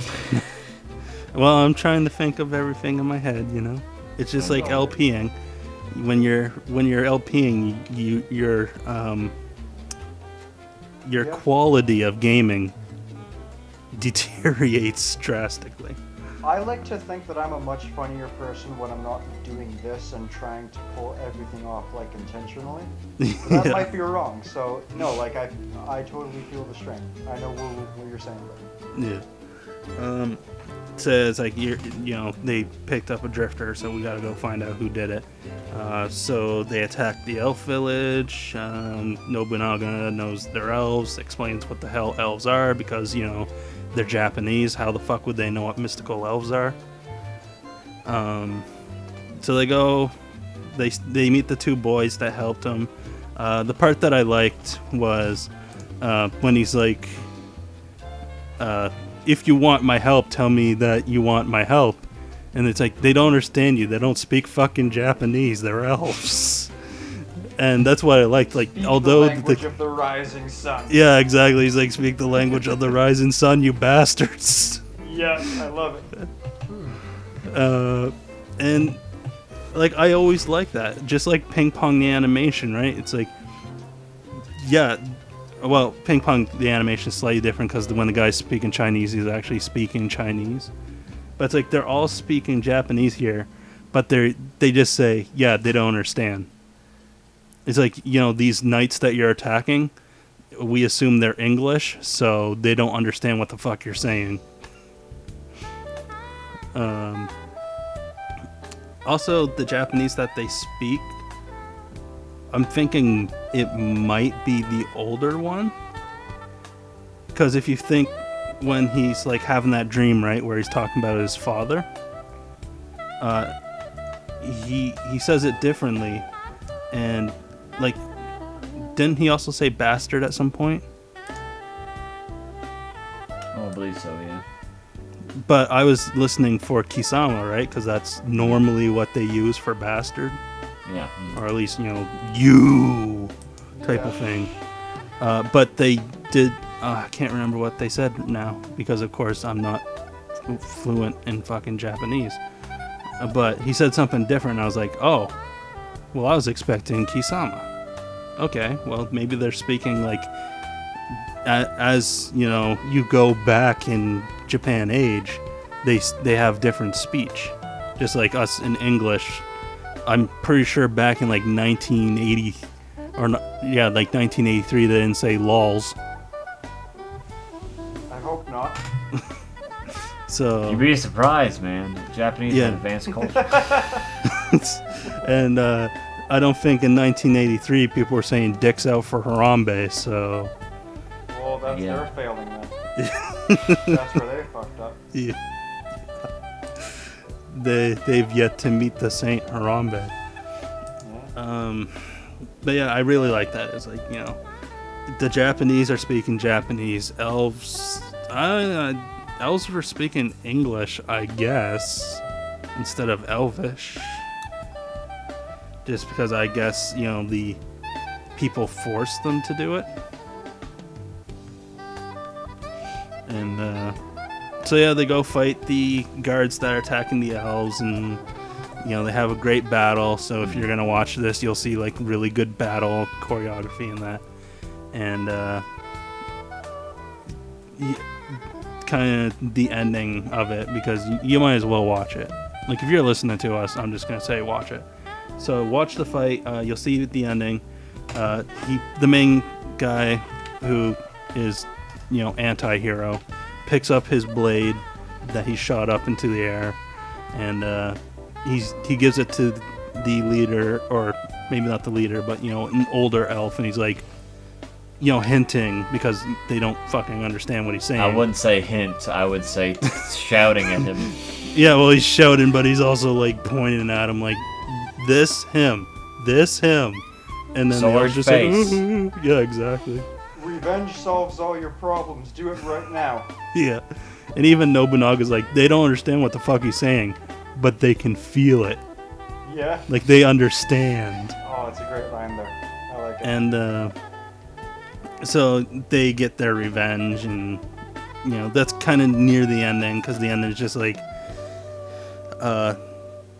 this, I'd say kind of gothy Lolita girl comes out and meets the guy who kept sending heroes out, and they're like, okay, now we're gonna have a fucking war, and it's like your heroes versus my heroes, who will win, type of deal. Which I did want to point out, they did kind of show, like, I'm assuming, like, Josiah, I bet you read this, right? Yeah. Okay. So, am I safe to assume that that's her team? It's still not even close to being done. And they don't release very often either, so. Right. But would it be safe for me to assume, like, the guys in the shadows, quote unquote, is her team? Like the ones with the red glowing eyes?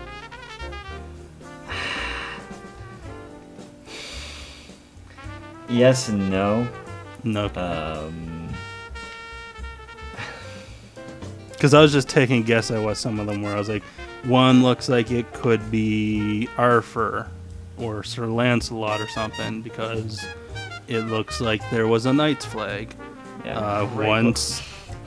There's a lot of side switching in this show. Because I was like, there's Sinbad. And there's a lot of, are you an enemy? We'll kill Yeah. you because we think you might be an enemy. One looked like it could have possibly been Tutankhamun, so it's like, are you an enemy, Tutankhamun? I just realized that the plot of this, from what I can see so far, is basically like if you took the formula for Final Fantasy Dissidia, Yeah. and then you took real life warriors and heroes from throughout history.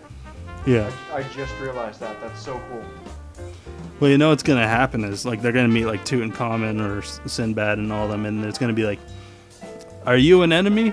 But then they're going to speak their own language, and they're like, that's not the Rising Sun's language. Yeah, you must be an enemy. Yeah. So, anyways, the Superior's just, like, announcing, it's going to happen. And that's going down. Yeah, that's how it kind of ends. And what I'm kind of hoping, and I don't know if you know this by now, Josiah, because I'm sure they haven't revealed it yet. I hope that he's kind of like a futuristic warrior, like he's kind of way in the future, so he knows like all these warriors in their history. He's just like, and that's why I'm the top guy, because I'm super in the future. You're super wrong. Oh, that's what I would like, though. Or he's just a wizard. He's not so. Well, wizard's a strong term. Japanese magician, yes. Japanese style magician. Mahoskai or whatever. Yeah. Well, they use a lot of shikigami. Let's put it that way. Gotcha. So, I mean, that's what I took away from it, and I liked it. So, Josiah, you who have read what little manga they've come out with. Oh, this is a perfect, like, like from... Basically, this is the first chapter. Yeah. Or, the first chapter, the first volume. It's done beautifully well, basically page for page. Everybody's represented pretty well. The feeling's right there. I mean, you can tell who wrote this and who drew this immediately, of course. And so it's got his stylings just oozing with it. And so, I mean, it's great for the teaser for the new anime coming up. It was basically a perfect rendition. There are a few things, of course, I wish it was a little bit longer, but it does kind of set you up, because it tells you what you need to know, but it leaves a lot of surprises for later, which is nice. But, I mean, it's just like you guys say, like warriors from history. Of course, we only see the ones from Japan. There are much more warriors and a lot of different guys and a lot of Greeks and French guys and this and that come in later. Some pretty pretty flamboyant characters. And so that gets pretty funny, especially some of the Roman guys that come in. And also, just like there are elves, there are also dwarves. Our main character, old Toyohisa, he gets in a huge... he gets in some big, like, shouting matches with the dwarves later on. And it's pretty funny. Because they're both really stubborn. And it's so funny. It's really good. But no, basically the first volume is just basically you're focused on these three guys, and you get to see a whole bunch of Nobunaga's like underhanded, dirty, his dirty war tactics, and so it's a pretty fun time. But besides that, I mean, like, just watch it. I mean, if you're interested in that sort of stuff, crossover history. I will also mention that there is an Easter egg where Alucard sees the guy in the on the desk, and that's actually where that's where the crossover happens between this and Hellsing, because that's when he reincarnates as that little girl. As you see in the end of Ultimate. It takes him like forever, but he finally reincarnates. And so you get to see him in the Drifters manga a little bit, and the guy's just like, you know which door, and Alucard just goes to the door. He doesn't even have to be forced. And so that's always pretty entertaining. But like I said, just beautiful, great. I mean, couldn't really ask for much more, especially with the series coming up. So, but well, let's get into Berserk episode 11, where unfortunately Sterling and I have been building up the hype for Sandshrew finally coming out, and unfortunately he's not here to speak about it, but I'm sure he'll have his 2 cents later on. But yes, Father Mimosus evolves, goes from being creepy angel guy to a full-on Sandshrew,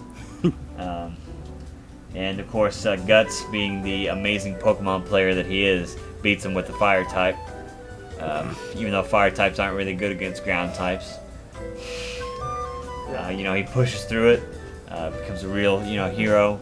And then they have to beat back the ensuing Jelly Jiggler menace that's currently killing everyone.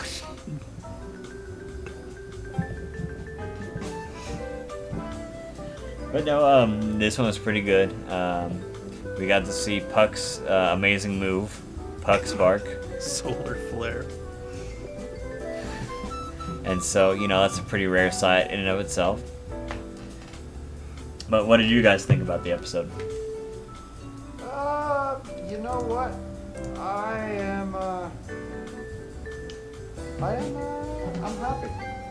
I think that the build-up to actually being able to see Guts and Father Moscas going at it was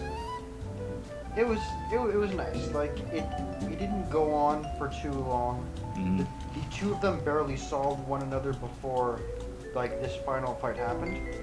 And there's not too much that I can say about this episode. That's the part that kind of sucks, is because this was just the fight. This was the big fight. But in spite of that, I like it. I like the fact that if I recall correctly, and feel free to call me out on this because I may be wrong, I believe that this is one of the most difficult matches that Guts has throughout Berserk. Yeah. And, well, at least the Black Knight saga. Right. So that's sick to me. I love the fact that you see Guts kicking incredible amounts of ass throughout waves and waves and waves of common enemies. And then you see a clearly different side of him whenever a boss monster, so to speak, shows up to fight him. Guts is one of those fantastic characters where he will get his ass kicked for 3/4 of a fight, and then pull off some sort of fantastic comeback where he'll make you forget that he's actually smart and knows how to strategize. Because throughout almost all of Guts' fighting, he's being a berserker. Big surprise. Berserk. I'm not even going to try and justify continuing that joke. So that's cool. Like, you'll see rare flashes of Guts using his brain to turn around a fight that is going not at all in his favor. And the climax of this is just another one of those. And because of that, I thought it was a hell of an enjoyable match. It almost kind of reminded me of like a comeback in JoJo, where everything is going bad, and one of the stand users has the hero against the ropes, and it's like, this is why you're losing. You can't beat this invincible strategy. And then like the Stardust Crusader theme starts playing, and Jotaro's like, yare, yare, you have fucked up. Here's where I make my comeback, aura, aura. And just kind of reminds me of that, and it felt good. Well handled boss match. I like seeing Father Mosgus get his ass kicked around finally. Well, not like a hell of a lot. I understand that there's much worse villains in this franchise, so there's no point in hating him all that much. But still, he needed to get his comeuppance, and he definitely got it. And I'm glad to see that this fight's out of the way, because I'm looking forward to seeing how the anime is going to handle Guts and Casca being reunited. So yeah, that's pretty much all that I can summarize. Good fight, we've got the band together, and I am eager for the future. And you know what? Yeah, that's about all I got. How about you, John? What do you think so far? What's the dude's name? The one that turns to sand truly? Father Mosgus. Mosgus? Yeah. Well, first to get into the serious part of it, and then, I don't know, make up some bullshit jokes as quickly as I can. On the serious part, it was alright.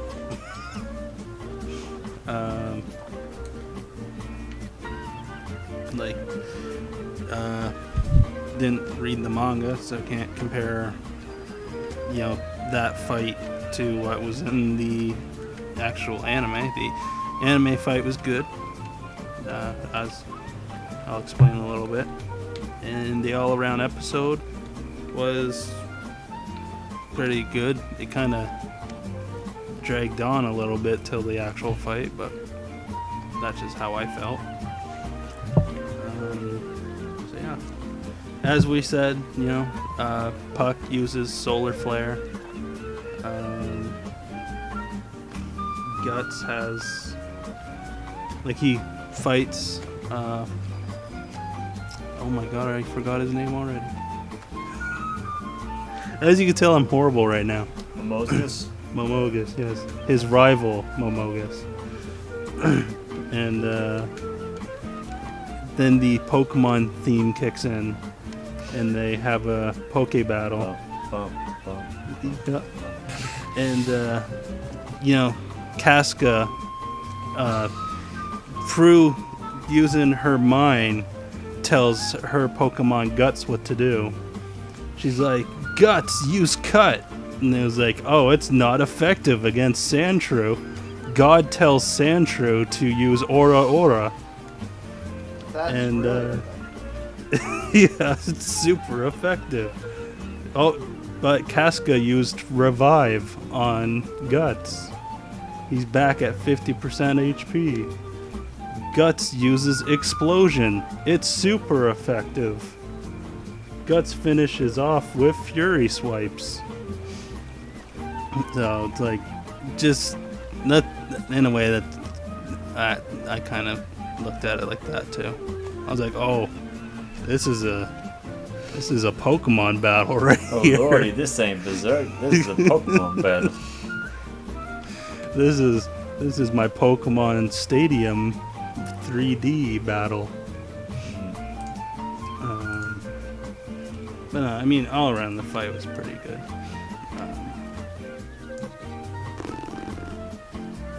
Honestly, as you said, not too much more you can say. I mean, he got super pissed when the twins got killed. My twins! Yeah, because he got kind of killed by goobers. It's like, oh no, my twins that were supposed to be super angelically powerful got killed by goobers. Shit. It was like, oh no, rocks to the face, my only weakness. And the guy just stabbed him. He was like, I can finish this one. Stab, stab. I did it. All the ladies will love me now. I am the ultimate warrior. So, all around, I don't know. It's good. Yeah. It's definitely not bad. Let's say that. It could have gone a lot worse. I agree. Oh, would you look at that? Just as we said, this podcast is gonna be not as long. Well, would you look at the time? Yeah. When I can't think up jokes, I don't carry on forever. Don't lose your way. But, well, does anybody have anything else? Any more interjections before we get on to what we're looking forward to this week? I have one short thing that I forgot to mention. So over the course of the last week, I should have mentioned this. I should have remembered to mention this instead of mentioning Monster Hunter, because I've played this much more than Monster Hunter. I got back into Shin Megami Tensei 4 on the 3DS. And I dumped like 5 or 6 more hours into that, and like it's man, it's just one of those experiences where like you'll play a game a bunch for like a month or so, and then it's like, oh man, I'm tired of this. Then you pick it back up. Like a few months, like even half a year later, it's like, oh, I can't believe I forgot how fucking sick this game is. That was what happened with me in SMT4. This game is hard. This is a hard fucking RPG. This will destroy you anally if you are not prepared. Do not try this RPG unless you want to be challenged. So, if you are in the mood for Dark Souls in the form of a turn-based JRPG, pick up Shin Megami Tensei 4. And if you like basically JRPGs that take liberties with almost every real-world religion, and make them all canon, and you like the sound of that, then check out the whole like Megami Tensei franchise. Yeah. It's pretty great stuff. If this kind of stuff sounds like your jam, then by this point, SMT4 has been out for a while. I'm sure that a digital or even physical copy wouldn't cost too much. Pick it up. I'd say it's worth your while. Just get ready to be frustrated. But yeah, SMT4, great game. Good stuff.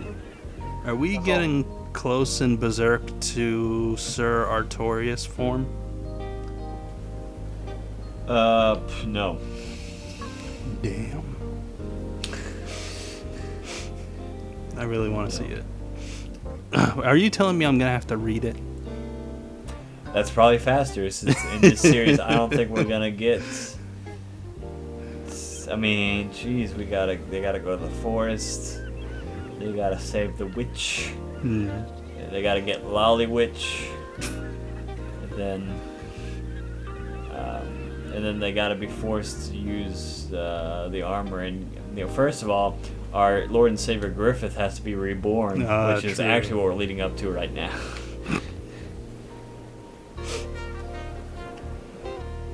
He eats that can of spinach, and his muscles just grow right back off the bones. It's amazing. Okay, but I don't know how easy it'll be to get to that because I'm only on part 4 of 8 for JoJo. And Iraqi's just keeping that shit going. He's non-stop. He's a goddamn monster, that man. One thing that I've actually been wondering is whether or not Eric, he actually likes the anime so far.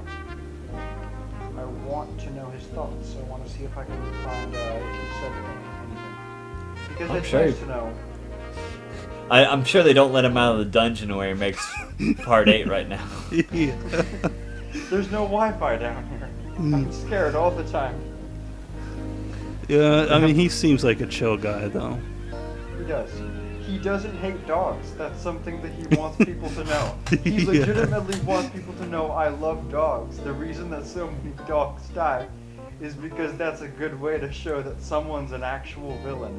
Do they hurt dogs? They must be bad. And when Shoko-chan was being like all creepy with Jotaro, he was just like, yeah, Jotaro could marry you. You never know. If I say yes, will you leave me alone? That is a legendary interview, and it has every right to be. It's fucking funny. It's so good. I might rewatch it tonight. So I guess one thing I'll bring up just so like viewers will know, because I'll probably mention it like in 4 weeks from now. I started playing Dungeons and Dragons, like with an actual group of people. And we have a group of 8 people, so it's a lot of people. That's a big group, yeah. Are you the DM? No, luckily I am not the Dungeon Master. I'm just a level 2 Warlock right now.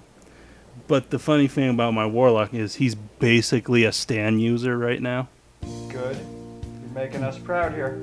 Because you get a spell called Unseen Servant, which they explain is like a butler, kind of. The thing is, the butler can take stuff and, walk with like heavy chest and all that. But if he really wanted to, he could throw the heavy stuff as well.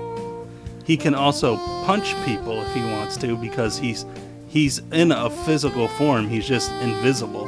Only I can see him. And only I can command him. So that's why it's basically I could just be like, Star Platinum or Zawardo. Fucking right. And I had a move there where I was in a tower and we were fighting a bunch of goblins and stuff.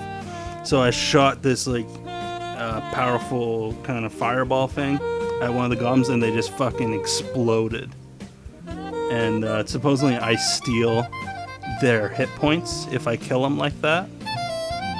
So basically my character is becoming Dio Brando. Good.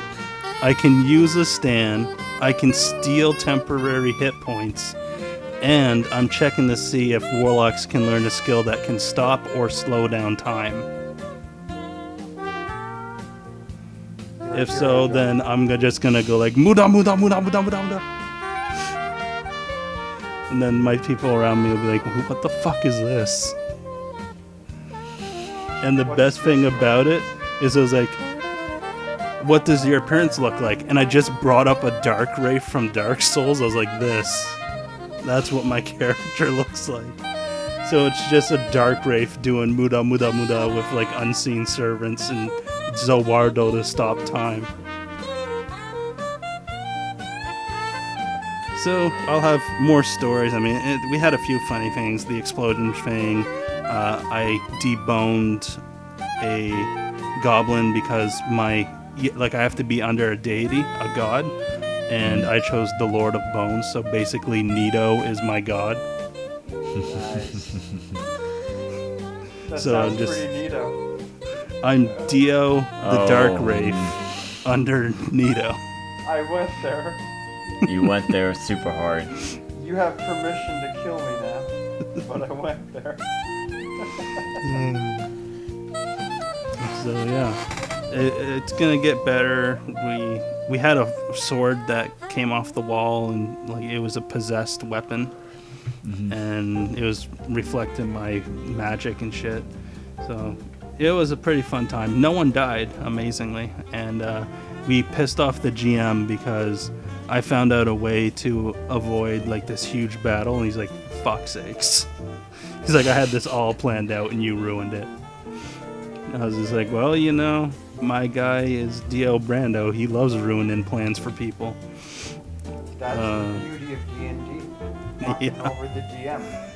And I killed a wolf, which, you know, is close enough to a dog, so... Yeah. Scoring points there. Yeah. You go to a town, what do? I kick a dog. What? Yeah. You heard me. It is true, because my GM was like, you're the only evil person in the group, so you gotta make everyone feel uncomfortable. Like, that's your goal. I'm just like, okay, I'm gonna pick up bones and, like, kick dogs or something. Because everyone else is holy. So, yeah, it's a fun time. Hopefully I'll have more stories, but we don't get together for another 4 weeks, so... The closer I get to being DO, the better. There you go. And now that we hit the 2-hour mark, we're actually doing pretty great this time around. We are doing a lot better. Alright, so, Matt, TV, movies, video games, what are you looking forward to? I am looking forward to getting a 360 soon. One of my buddies had an Xbox 360, well, he still does. And he has an Xbone now. He doesn't use his 360. So I'm like, oh, buy that shit off you. He's like, yeah, okay. So the next time that I meet up with him, I'm gonna grab that since I lost my old 360. And I'm gonna buy a new copy of Bayonetta because I can just re-download my Microsoft account. Because I was like, I think 7 or 8 achievements away from getting all the achievements for Bayo. So if I can still, if I can still do that in my lifetime, then I'll be very happy. So there's that. Looking forward to taking a crack at that again. Maybe not a month, probably more like 2 months from now. I'm probably gonna grab a PS4 because it's only getting cheaper. Yeah, but what about the new one? What about the Pro? Yeah, are you gonna go Pro? But bro, I don't have a 4K TV. What good does a Pro do me? Well, that sounds like a personal problem. You know what? You're right. That's my issue. I have to step my game up. I know you're talking about such a nice TV earlier, and I'm sitting here with my dual screens on my gaming computer, yeah. A 17-inch monitor, and then a 19-inch or 17-inch monitor, and then like a 9-inch monitor, and then I also have a 42-inch smart TV in the living room. Like, I'm talking about like, oh, I got a $150 TV. That was like a steal. This would have normally cost me a lot more. And Josiah's just over there like, that's real cute, sport. That's real nice. Well, to be fair, I got mine on Cyber Monday a year ago, and I bought it through Amazon, so I didn't have to pay any local taxes. Thank you, U.S. government. Even though they're trying to enforce paying taxes on online goods, not working. So I bought that TV for about $430, which is pretty good. Nice. So yeah, I'm looking forward to re-grabbing a 360 from my buddy, and then Bayo again. That's gonna be good. However, apart from that, I just did a bit of research about an hour ago while we were talking about Dragon Quest, and then I rechecked the release date for Dragon Quest 7 on the 3DS, since we have straightened up that that's the one that's getting the remake. And as it turns out, Josiah, Dragon Quest 7 for the 3DS is coming out in 5 days. Yeah, I knew it was really close. Yep. So I am almost certain, like not 100%, but like 95% certain right now that I'm gonna buy it on launch day. because it's already like far from like a full-priced game because it's like a 3DS game. Yeah. So fuck it. It's not like it's a huge price deal that I'm worried about. So yeah, I'm probably just gonna go for it and then get into that. So I've got SMT4, I've got Monster Hunter and Kirby, I've got DQ7 coming up soon.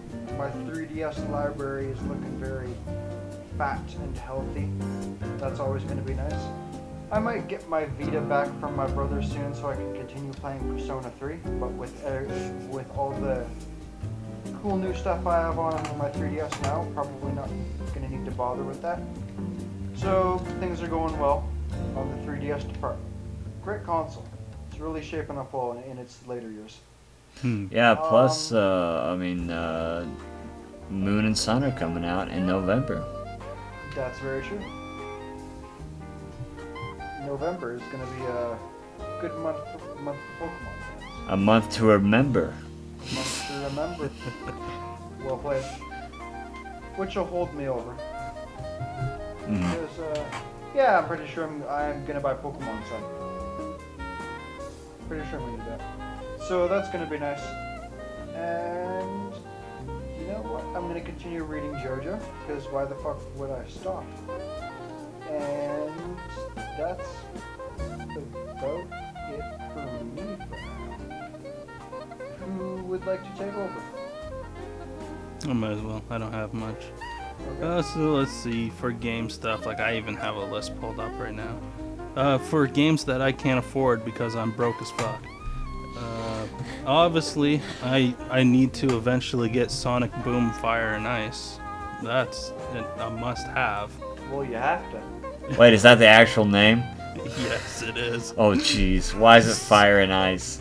There's a million other things. There's a crappy sci-fi movie named Fire and Ice. Of course, there's the condoms and the sex jelly. Well, we are talking about Sonic, so Sonic and condoms tend to go, hand in hand. No, actually, I would imagine that a lot of Sonic fans never have a use for condoms. Oh, I'm not talking about the fans. I mean, like Sonic himself. Can I please, put that up on Facebook and quote it to you, Josiah? Can I, please? Just don't tag it so my mom doesn't see it. No.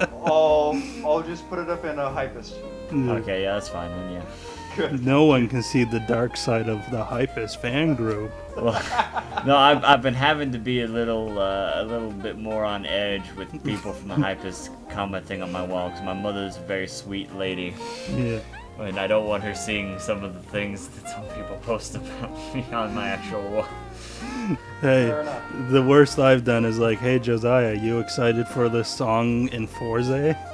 No, that's fine. That's complete. Weeb stuff is fine. It's just whenever it starts getting anything more than weeb stuff that she doesn't understand, she's like, oh, okay, I don't understand. Okay. When we start becoming Tumblr, that's too far. It's too much. I see that Darkest Dungeon's coming out for PS4. That's actually interesting. I do have the PC version, so why the fuck would I get the PS4 version? But yeah, for PS4 owners, Darkest Dungeon's a pretty great game. Also, if you're a sadist, it's, the game for you. Right up your alley. And Broketober,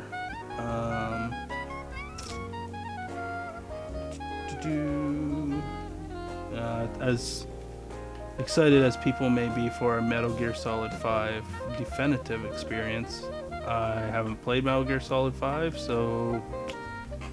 but that's a thing. Besides, everyone knows that the real thing to get excited about is Metal Gear Survive. Yeah. That's Oh, what hopefully matters. hopefully the theme song for that is Dead or Alive. Last Guardian's gonna be out on October 25th. I'll believe it when I see it. Yeah. You may have official press releases now. They may even have more game footage now. That doesn't mean I believe any of their lying faces. Right after that, the day of, actually, Last Guardian, Dark Souls 3 Ashes is coming out, the DLC. Oh yeah, that's right. That's the first DLC package for Dark Souls 3, correct? Yep. Oh, and on the same day for PS4 and Vita, like all these on the same day. I don't know if you guys care about this, but it's one I actually had my eye out for. Is World of Final Fantasy. Yeah, Vita. Final Fantasy Vita games. Good stuff. Everyone Oh my still god. likes Vita, right? And on the exact same day, Dragon Ball Z Xenoverse 2 is gonna be out. Oh, I knew exactly when you started into that. Oh, I hear there's actually 27 missions where you have to fly through the rings this time.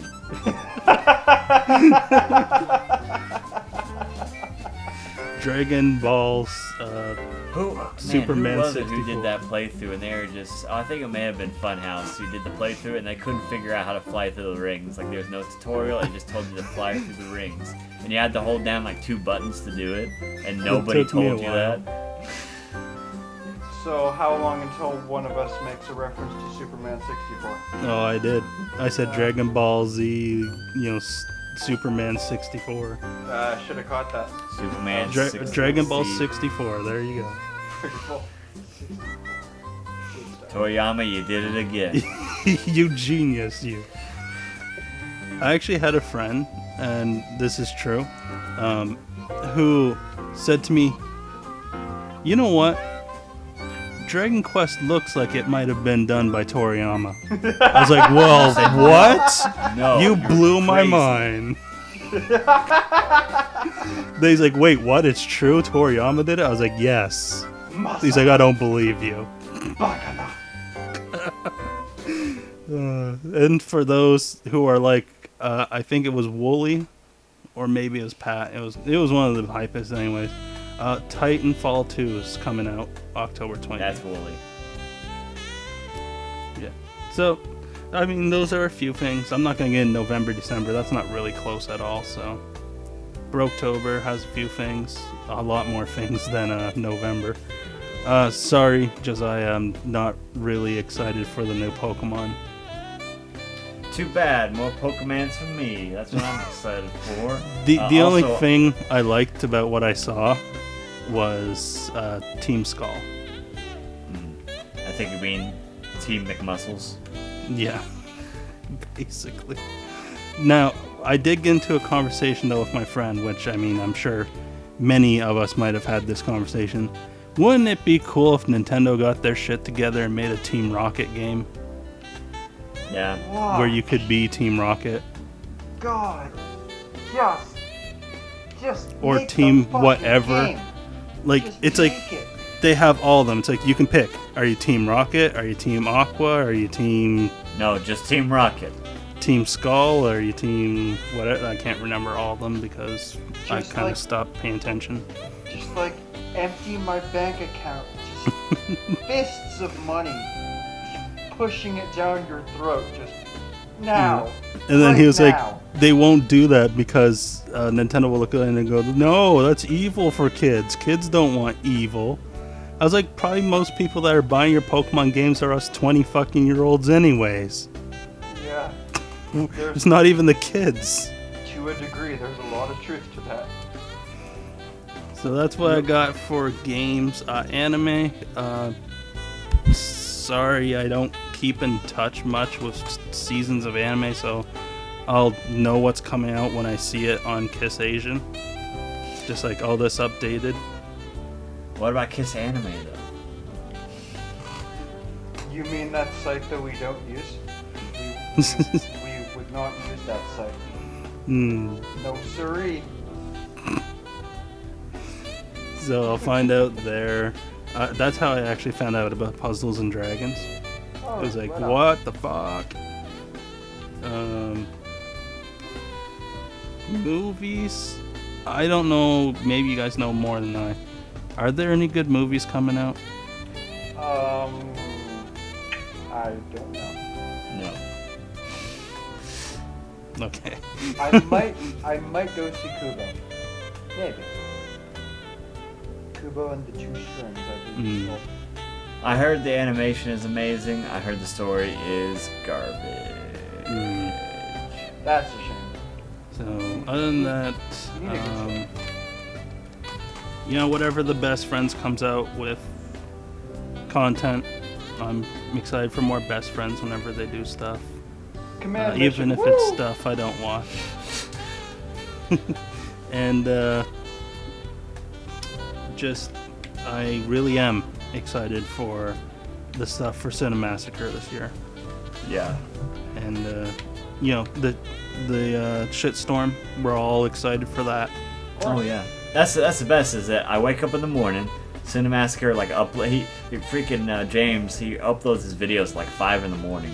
Yeah. What a My time. And so I wake up, I watch it before I go to work, and I come home and there's a shitstorm waiting for me. Yeah, there great. you go. For example, the best friends for me, anyways, I know exactly when they're uploading their next video. 30 minutes from now. good. I know exactly when, at 10 o'clock normally. Unless they're like, oh, sorry guys, it's going to be a bit because of issues. Well, it was eating croissants and accidentally smashing the keyboard. Yeah. Which, I mean, I can't blame them. I'm a YouTuber too, so I know all the bullshit that goes on. And I love croissants. Yeah.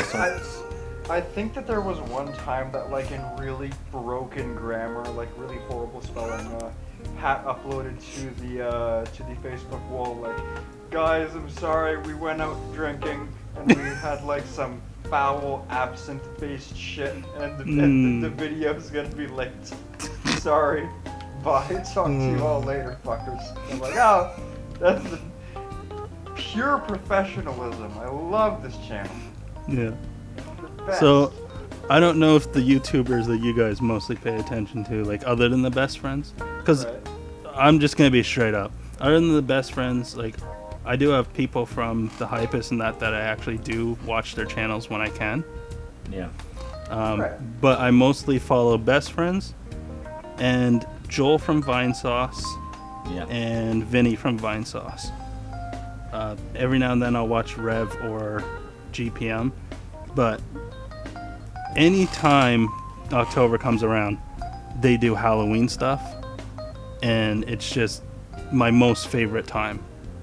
Why can't every month be October? The candy, Yeah. the candy industry would just explode.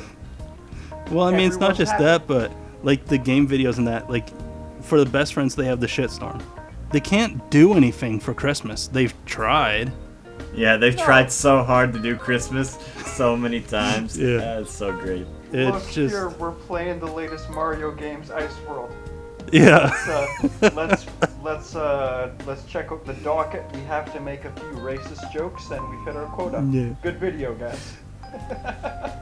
This year, most people will say Christmas time's coming around. Dead Rising. It's Christmas themed. But no, the one thing that the best Yeah, friends do I though mean- is they always have that amazing Christmas card. Yes, Yeah, there's always yeah. at least one. Yeah. Always So- good. Well, that and Matt actually wished me a Merry Christmas last nice. year. Because I wished him a Merry Christmas. He's like, you too, man. And I was like, oh, awesome. And then you printed off a copy and framed it on your wall. Yeah. I almost did that with the comment Wooly had from my Common Rider mask for him. He's like, dude, that's awesome. And when Matt was like, yo, to his Punisher Common Rider mask. Yeah, but do you guys, just quickly, because I know we're trying to make this as short as we can. Just keep going on and on and on. Yeah, but I keep just getting wanna know hungrier and hungrier for if dinner. your YouTubers do Halloween stuff as well, so you have to keep up with like a bunch of stuff. Well, a lot of the other YouTubers that I watch, besides, like AVGN, Yeah. and, Super Best, and, a lot of these other ones that we almost everyone watches all the time. I mean, usually mine is just like topical people, like H3H3 or Anthony Fantano. It's just a whole bunch of random stuff. I watch a lot of political YouTubers as well as just like the like recent event type stuff, and so it's Yeah. not really as scheduled programming as much as guess what happened this week. Yeah. This guy tried to shoot his own grandma. Yeah, like the ones that you watch for maybe not even just gaming. Like I know people watch like Filthy Frank and that. Do they do stuff for Halloween? Like, do they normally have? No, almost never. Oh. Filthy Frank. None of the Shrimps and Boys do any sort of anything like that. Yeah, so mainly just the best friends for you that normally do Halloween. That's just best friends and like some of the other Peanut Butter Gamer. JonTron will probably put something out. Yep. Yeah, I like JonTron's when he does it. But that's because it's been like 2 months. Yeah, exactly. It takes him forever, but when he does come out with stuff, it tends to be really good. Amazing. So yeah, well, I mean, I hope to do Halloween stuff, even though I'm not a huge YouTuber. I might even do Halloween music, even though I'm retired. But I try to do Halloween music every year too. So if you guys want, you can look forward to that. Some type of Halloween music. I'll send you some stuff to do, my friends. Some underrated Halloween songs that aren't as spooky, scary skeletons as others. Just keep in mind, normally it's like I'll take like a Halloween stage of the game.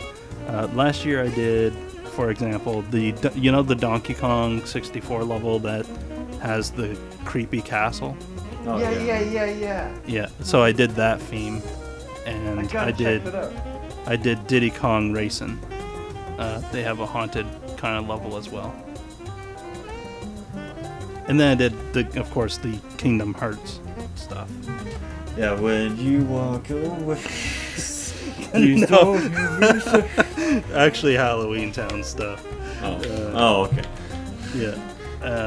And then, of course, Castlevania. So if you guys want Castlevania music, I'll probably end up doing one. I fucking love Castlevania music. And then, of course, I'm not going to say it till October, but it's a little hint. You will hear something about Castlevania for October from me, for sure. So, yeah. Are you trying to imply to us that you're working on Lord of Shadow 3? I'm trying to sell my fucking channel. That's what I'm trying to do. Damn it, no Lords of Shadow 3. Said no I'm desperate. Please help. Fair enough. Yeah.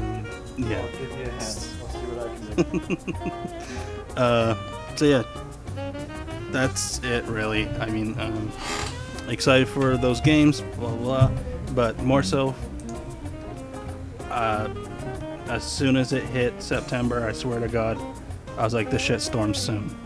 I'm sorry, I'm that guy. No, that's I'm counting down the days. So, moving on to our final. All right, well, gentlemen, you know what to do. What do we say every week? We say, don't get eliminated. All right, bye-bye.